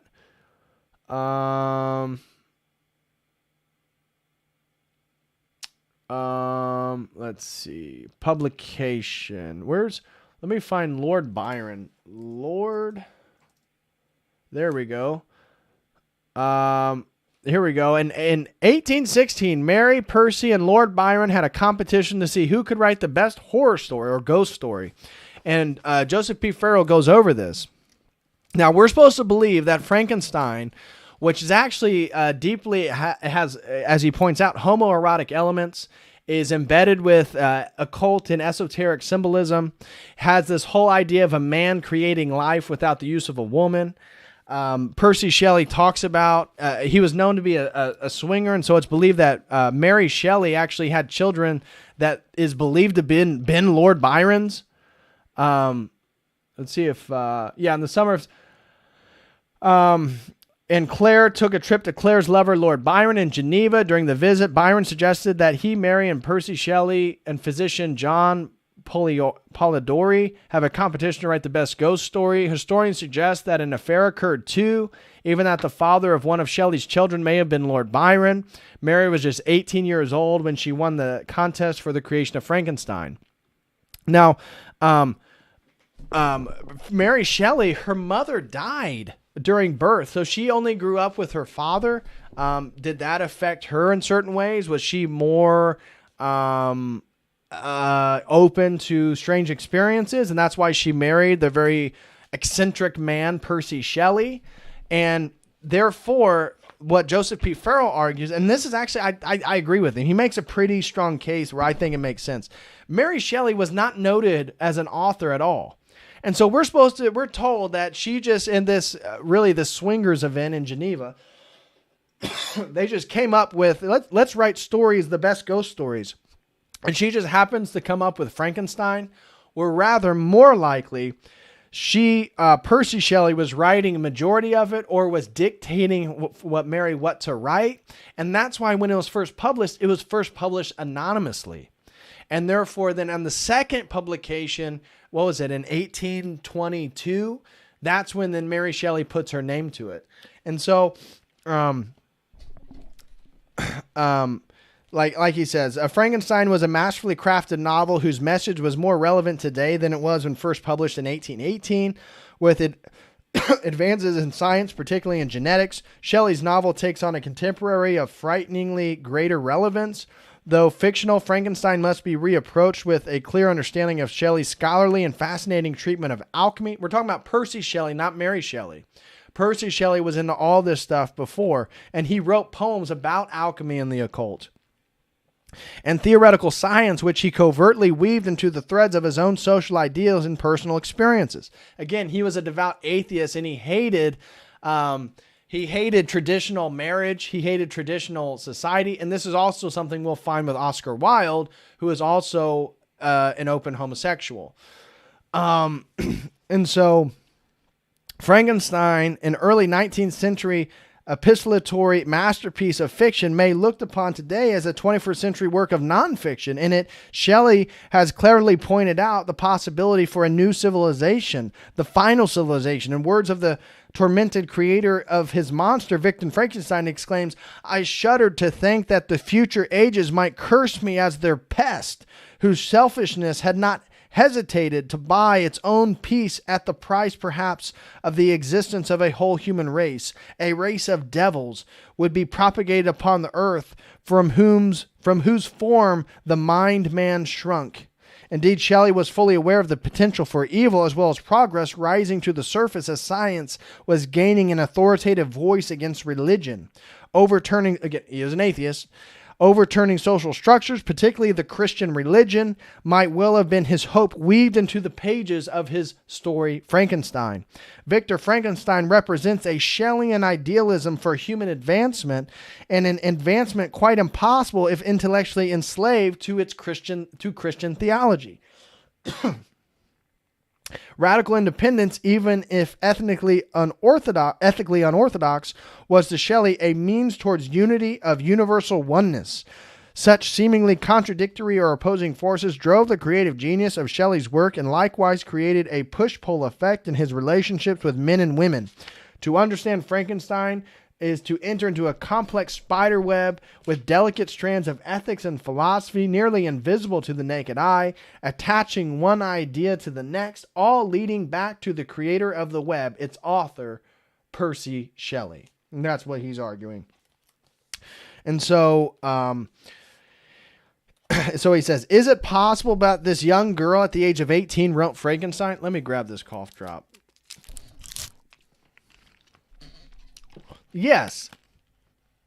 Is she most likely the author given the subject matter and the circumstances? No. Briefly consider a few relevant facts. Mary Wollstonecraft, who becomes Mary Shelley because she marries Percy, had significantly less academic background than her husband Shelley, often receiving her education on the spot from her husband. She had far less experience and acquaintances with Greek and Latin philosophy than Shelley. She showed considerably less interest in the Illuminati agendas, the alchemists, and theology than Shelley. Additionally, Mary was not formally schooled in science and anatomy, as was Shelley, both before and after Shelley's brief University of Oxford experience, which, again, he got kicked out for writing the anonymous letter about promoting atheism, which they found out was his. It is highly unlikely, given a comparison of the two potential authors, that Mary Wollstonecraft Shelley could or would write a novel so utterly dependent upon a mastery of the subjects as are contained in Frankenstein. Mary was generally lacking in those foundational ideas or philosophies which were abundant in Shelley's educational, professional, and personal life, particularly as they relate to the themes contained in Frankenstein. If, as we argue, there is a deeper meaning to Frankenstein, Shelley alone could conceive of the real possibilities inherent in man creating or recreating human-like life through a proper alliance of esoteric teachings, alchemy, and science. Mary Shelley's inspiration, she professes, did not come from her high education years of professional research or the experiences of wrestling within herself over the matters of alchemy, the creation of life without God's intervention, and even forming social and gender roles in society. Her inspiration came, as she describes, from the eavesdropping on the deep discussions that others were having on such matters, and one may correctly assume discussions informed by her husband, Percy. Okay. So the monster within the man, the Promethean literary alchemical agenda, you kind of, Percy Shelley, the man and soul behind Frankenstein, was largely an outcast as a child, a virtual stranger to his own gender, while in public school, a man of tremendous emotion, conviction, and passion. It's because, again, boys didn't like to play with Percy because they thought he was a little weird.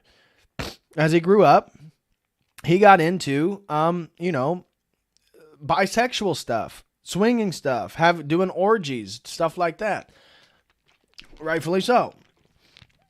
He was thought of as immoral, atheistic, and delusional. He was an advocate for equality, libertinism, reform, atheism. He was a scholar, a poet, and an enthralled metaphysical visionary who risked his life, livelihood, and reputation rather than compromise his worldview.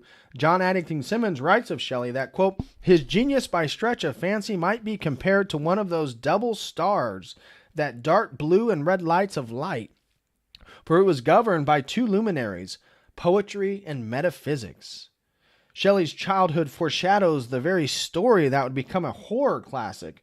Shelley's sister describes him, even while still a young boy, as entertaining them with stories of an old gray bearded alchemist. Let me see here. There's a good port.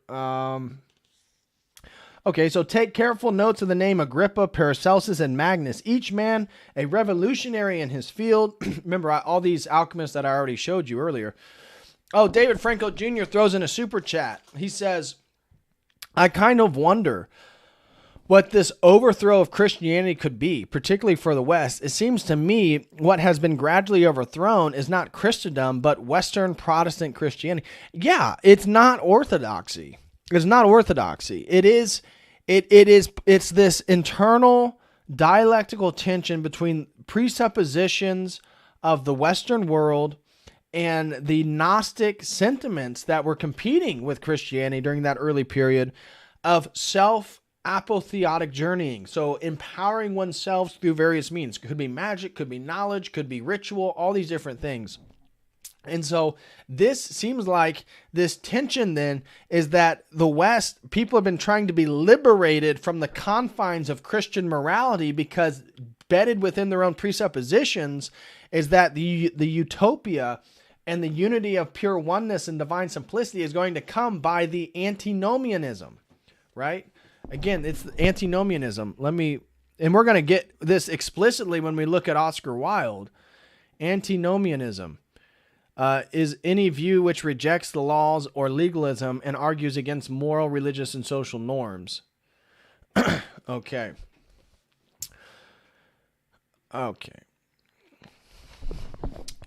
Yeah.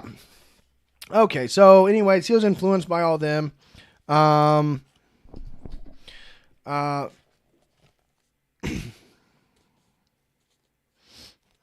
Okay, so he moving forward, skipping a few pages, he says, this point is a critical clue as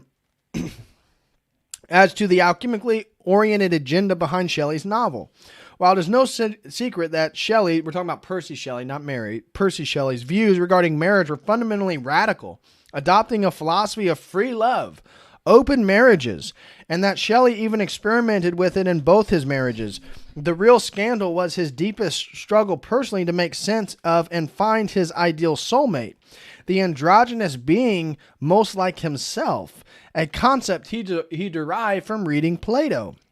While Shelley was clearly no stranger to intimacy with the opposite sex, he was equally never able to find a true complementary female whose lasting impression merged fully with his own ideal. The woman he sought as the other half, it seems, was longing for his own nature. This conflict and fascination for the ultimate ideal of a person was the Greek androgynous man.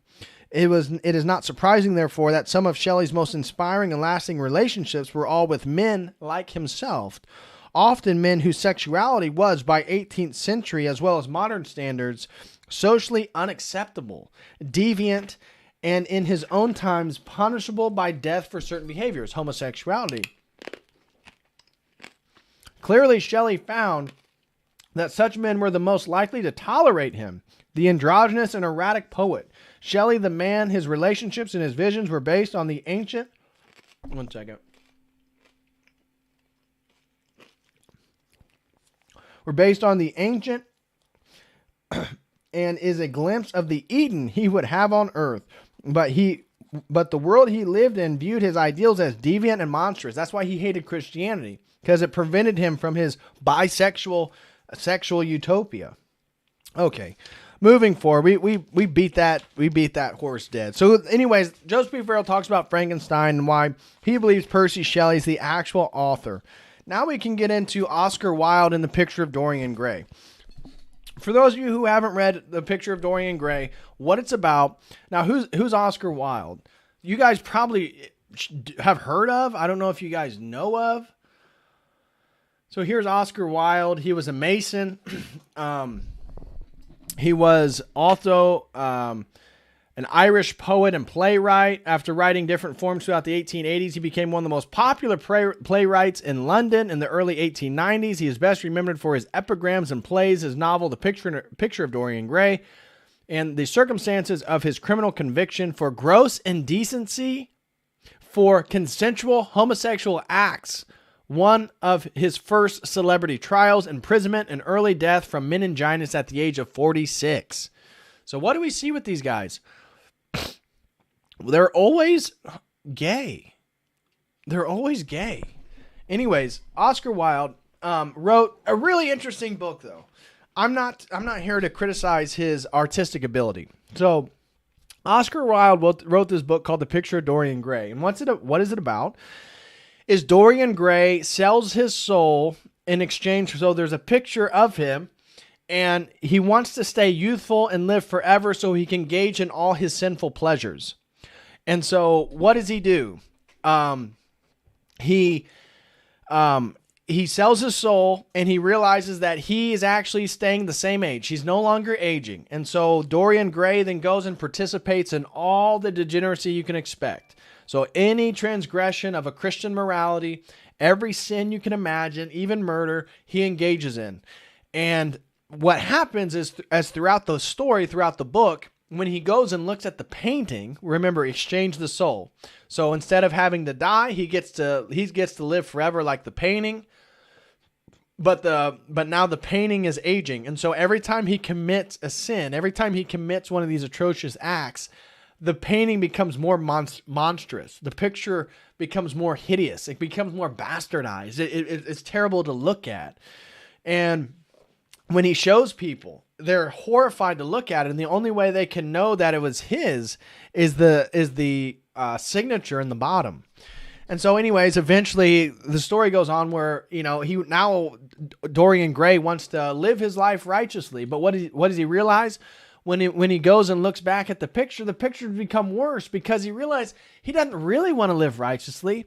His search for a new experience, because he had done every single sin or transgression he could have, the only thing he hadn't done at that point was just try to live more purely, more sinlessly, right? And he realizes that the only reason he wanted to do it was still in vain. It was for the pursuit of a new experience, not for the pursuit of actually being pure. And so in his frustration with this whole thing, then he goes and stabs the painting, and the pack, the selling of the soul switches, and he ends up, when somebody goes up to the room, they can hear the shrieking, the yelling, and in fact, he stabbed himself. And so now the knife is in his heart. Dorian Gray dies, and the painting, in which was hideous, is now that young, youthful picture of himself, which he then exchanged the act of. So that's the story, The Picture of Dorian Gray by Oscar Wilde. Okay? And so now, knowing that Oscar Wilde was convicted for all these public indecencies and these homosexual acts, you can then get why he was the way he was. Okay. So anyways, that's where I'm not going to read into it because we're already moving on 2 hours and 30 minutes. So you get that idea. And so skipping forward. Oh, and by the way, Oscar Wilde was a Mason. So go figure. Here's one of his Masonic pictures in his Masonic regalia. And then, let's see, Joseph P. Farrell. Then the next chapter, he gets into secret societies and hidden traditions of alchemical sex. He gets into some of the rites of Freemasonry and how they're explicitly homoerotic. And like I said, this goes all the way back to the Knights Templars. I talked about that the Knights Templars, they had these secret initiations where you had to like kiss the butt of your, like, the leader, and then like essentially perform oral sex on them. And they would do these things blindfolded.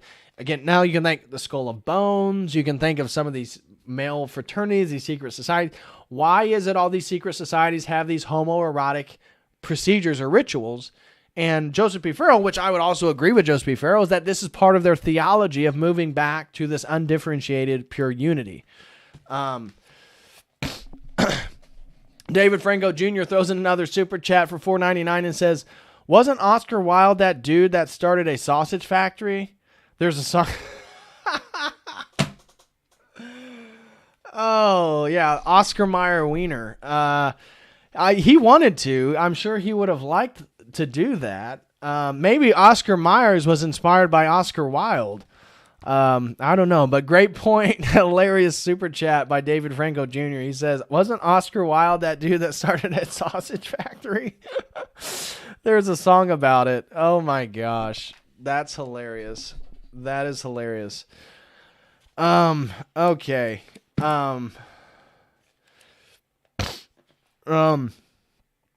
Yeah, so anyways, he goes into the hermaphroditic symbolism within secret societies, Freemasonry, Rosicrucianism, and I'm not going to read all this stuff. We've been going too long. Skipping forward. Then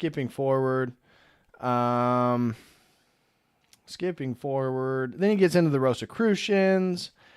They also talk about the bisexual universal being combining with itself the elements of the principles of both masculinity and femininity, is known in the Rosicrucian teachings as the universal hermaphrodite. So we see even within Rosicrucianism, they have a sort of theology of the universal hermaphrodite, They believe in primordial nothingness, again, getting back to the topological metaphor. And then he gets in the Iacoma Fiore. Remember, again, that Catholic in the medieval period who believed in a sort of antinomian kingdom of the spirit. So he believed Iacoma Fiore, who some people at that time believed was a prophet. Giacomo Fiore, which again I talked about how this book said he really set off a whole cascade in Catholic monasticism, thinking about how technology was going to redeem us back to the Garden of Eden. And he talks about how Giacomo Fiore believed in the third era of history was the era of the Holy Spirit, which he believed was an antinomian period in which we would no longer have law. And so law and legalism and restrictions and all this stuff was part of moving history of different periods. And so this then, thank you very much. Duffhead throws in a super chat of $1 and says, I wish I were a Percy Shelley Skittle. Oh, shout out to Taylor Terry. Again, major shout out to Taylor. Taylor sponsored today's stream and had me read this book. Yes. He says, great job, bro. I know this was a dense one. Yeah, it was a very dense one, and I'm glad that you liked it, brother. God bless you. Thank you for sponsoring the stream. And if you guys have a topic you'd like me to dive into, sponsor a stream, I'd greatly appreciate that one. But Giacomo Fiore, he was another one of these guys, believed in this third period of human history leading toward a millenarian utopia in which there would be no laws and no regulations and restrictions. So anyways, Terry, thank you so much, brother. I really appreciate the support, and thank you so much for the $20 super chat, man. Thank you. God bless you, brother, and thanks for the support. And so the last chapter then is on the androgynous alchemical apocalypse, hermaphroditism, Uranians, shamans, and geneticists. And so this was a term I was not too familiar with. Are you guys familiar with this one right here? Uranian, it comes from Uranus, the planet, and is a historical term for homosexual men. The word was used as an adjective in association with male homosexuality or intermale attraction regardless of sexual orientation. And so an early use of the term appears in Friedrich Schiller's sixth letter on the aesthetic education of man. Schiller claims that the state institutions are so jealous they would rather share their servants with a Cytherean Venus than with a Uranian Venus. So you can see some of these 19th century guys really upset that Christian culture wasn't super gay. Yeah, so they really love the gay culture. There's no doubt about that. The term was used by activist Karl Heinrich Urix in a series of 5 booklets. Anyways, okay. Yeah. Okay, so this Uranians is a term that, again, to describe all these hermaphrodites, right? Again, I told you about in the beginning, I was not aware of this so-called sexual explosion. So let me read 19th century explosion of hermaphroditism. Yeah. Here, so it says, to put the point as simply as possible, the doctors of the 19th century began to treat patients whose sexual characteristics seemed to be disquietly androgynous. And these human curiosities oftentimes volunteered to have their bizarre genitalia photographed for medical journals. Nor was the phenomenon localized. It began to be reported in France, Germany, Poland, and England. Alice Domerat Dreger, in a similarly important study, Hermaphrodites and the Medical Invention of Sex, published by the Harvard University Press, summed up the explosion and the consternation of physicians trying to explain the phenomenon as follows. In the last few years of the 19th century, there occurred a virtual explosion of human hermaphroditism. Why did this happen?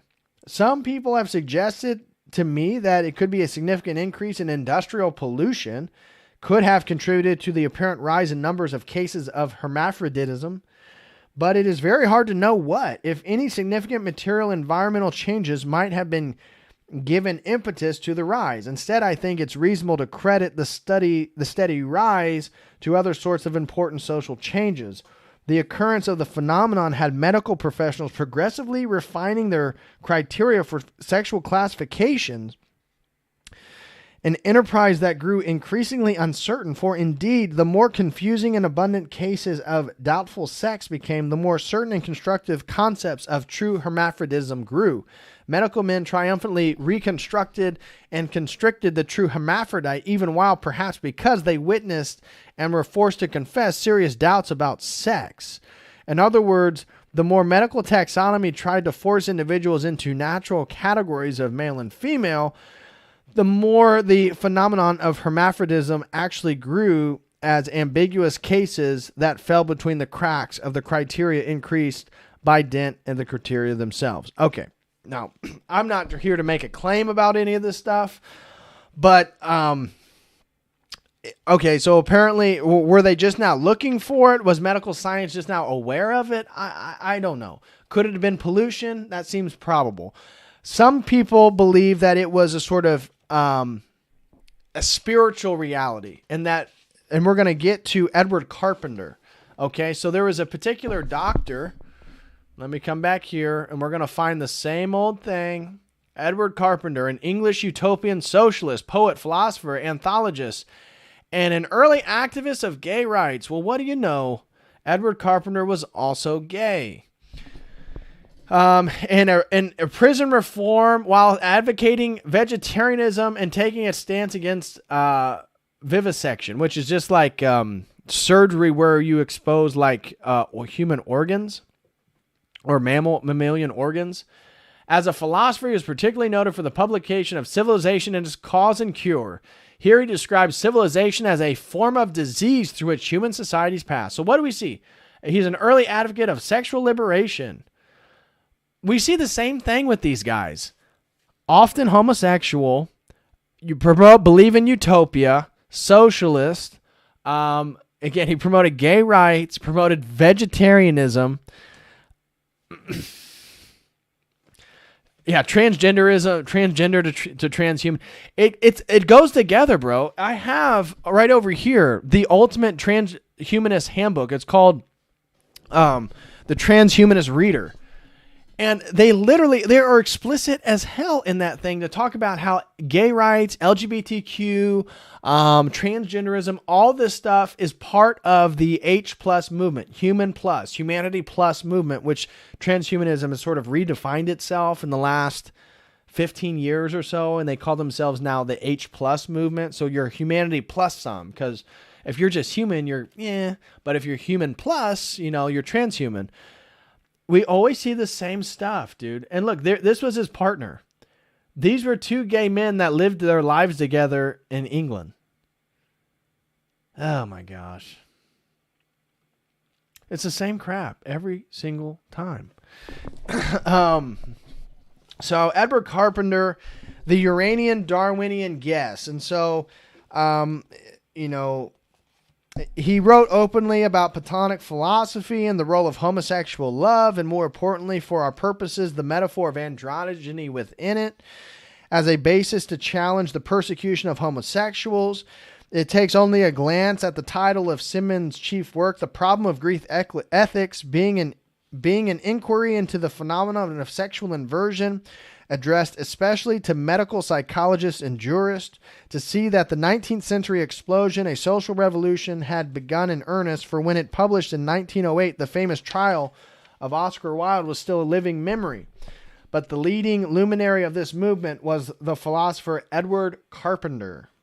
Embracing socialist views, Carpenter also viewed inverted love as an equalizing phenomenon in class-conscious Britain. Oh, you want to get back at all those dirty capitalists?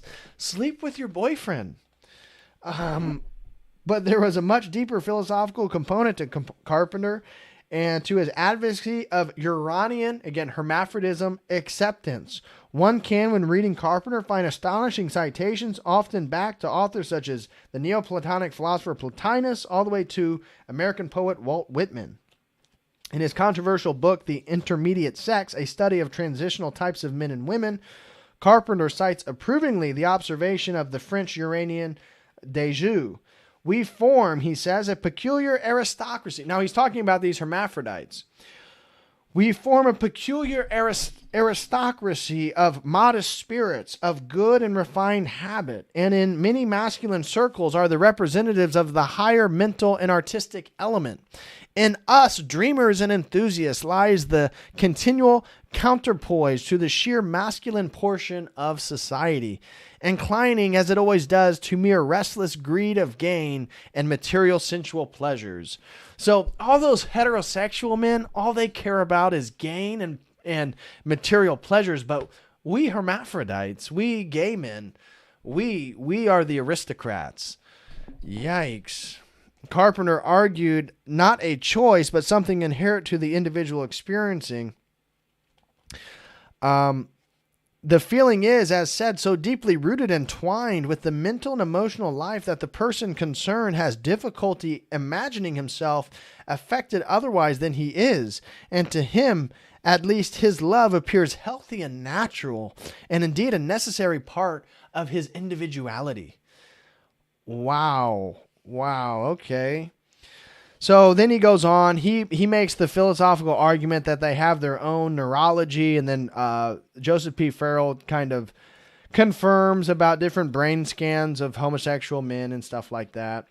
And so this then book ends with a sort of recapping of the whole argument. So the weak anthropic principle, the strong anthrop. Okay. Yeah, that's something different. Yeah. Anyways, that's basically it. So you basically get that book. Again, Taylor, thank you so much. Taylor Terry, God bless you, brother. Thank you for sponsoring this stream. We got a whole variety of things. First, part 1 of this book's about the Tower of Babel, the fall of man, how mean Yahweh is, how he's androgynous, Adam's androgynous, all these different world mythologies. His life's work, the topological metaphor.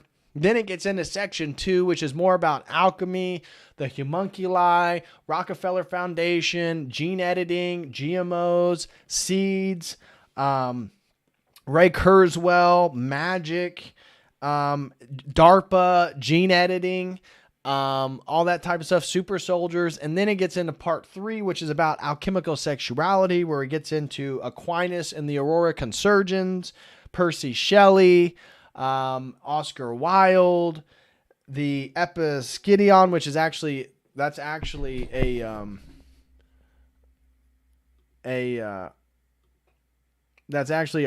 poem that Percy Shelley wrote. So it's a major poetical work published in 1821 by Percy Shelley. In it, what does it talk about? I mean, it's,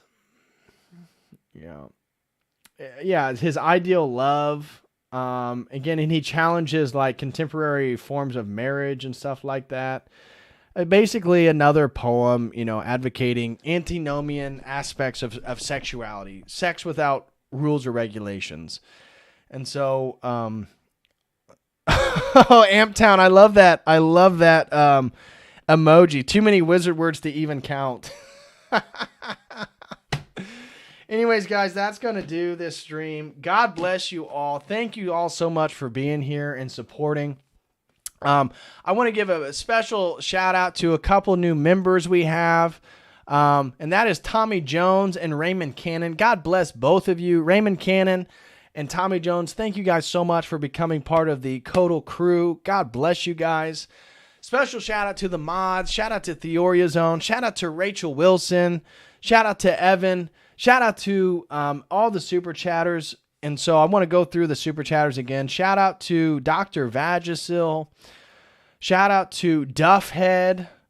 Shout out to Amptown 1. Shout out to, again, Raymond Cannon and Tommy Jones for becoming YouTube members. Shout out to the David Franco Jr. God bless you, brother. Frankie D is killing it in the house tonight. Frankie D throws in another $4.99. And Frankie D says, if these guys are the good guys, why do they lie so much? Almost every political movement they support is encased in ridiculous amounts of lies. That's a great question, dude. They can't help but lie. They can't help. Isn't that funny how almost every one of these guys you get into, especially in the 19th century, gay, either gay, drug addicts, atheists, socialists. Like it's the same crap over and over. It's crazy. It's crazy, bro. And it's like, why does every political movement they support encase in ridiculous amount of lies? Because ultimately they worship the father of lies. And that's where, now he doesn't go, Joseph P. Farrell doesn't go that far to make a theological argument, but transhumanism is the theology of Satan, in my opinion. And so transhumanism is all about the blending of these natural boundaries that God has created. And that's why you look at these people, and again, I would like to do a review of the Religion of Technology. I think it's actually a better book myself than the Transhumanism, but well, what I'm trying to say, I think this is actually a better book than this book myself. Academically speaking, I think it's a little bit more interesting, but they all support these degenerate political movements because ultimately their father is the father of lies. They all are into this gay stuff. They're all into these weird magical understandings. And so it's the same thing over and over, bro. It's like the same thing. So David Franco Jr., God bless you, brother. Thank you so much for your super chats. Again, David Franco threw in 3 super chats. He said, kind of wonder what this overthrow of Christianity could be, particularly for the West. It seems to me what has been gradually overthrown is not Christendom, but Western Protestant Christianity. And you're totally right. That's exactly what it is. It is Western Protestant Christianity. And it's mixed with like this Gnostic sentiments of like this transhumanist one world religion, which is like, it's like bastard child. And then David Franco Jr. threw in another one and said, wasn't Oscar Wilde that dude that started a sausage factory? There's a song about it. Yeah, that's hilarious. That's a hilarious comment. God bless you, David. And then again, Taylor Terry sponsored tonight's stream. God bless you, Taylor. Thank you so much, brother. And he said, great job. I know this was a dense one. It was a dense one, man. It took me 2 hours and 40 minutes to get through it. And then David Franco Jr. again said, if these guys are the good guys, why do they lie so much? Almost every political movement they support is encased in ridiculous amount of lies.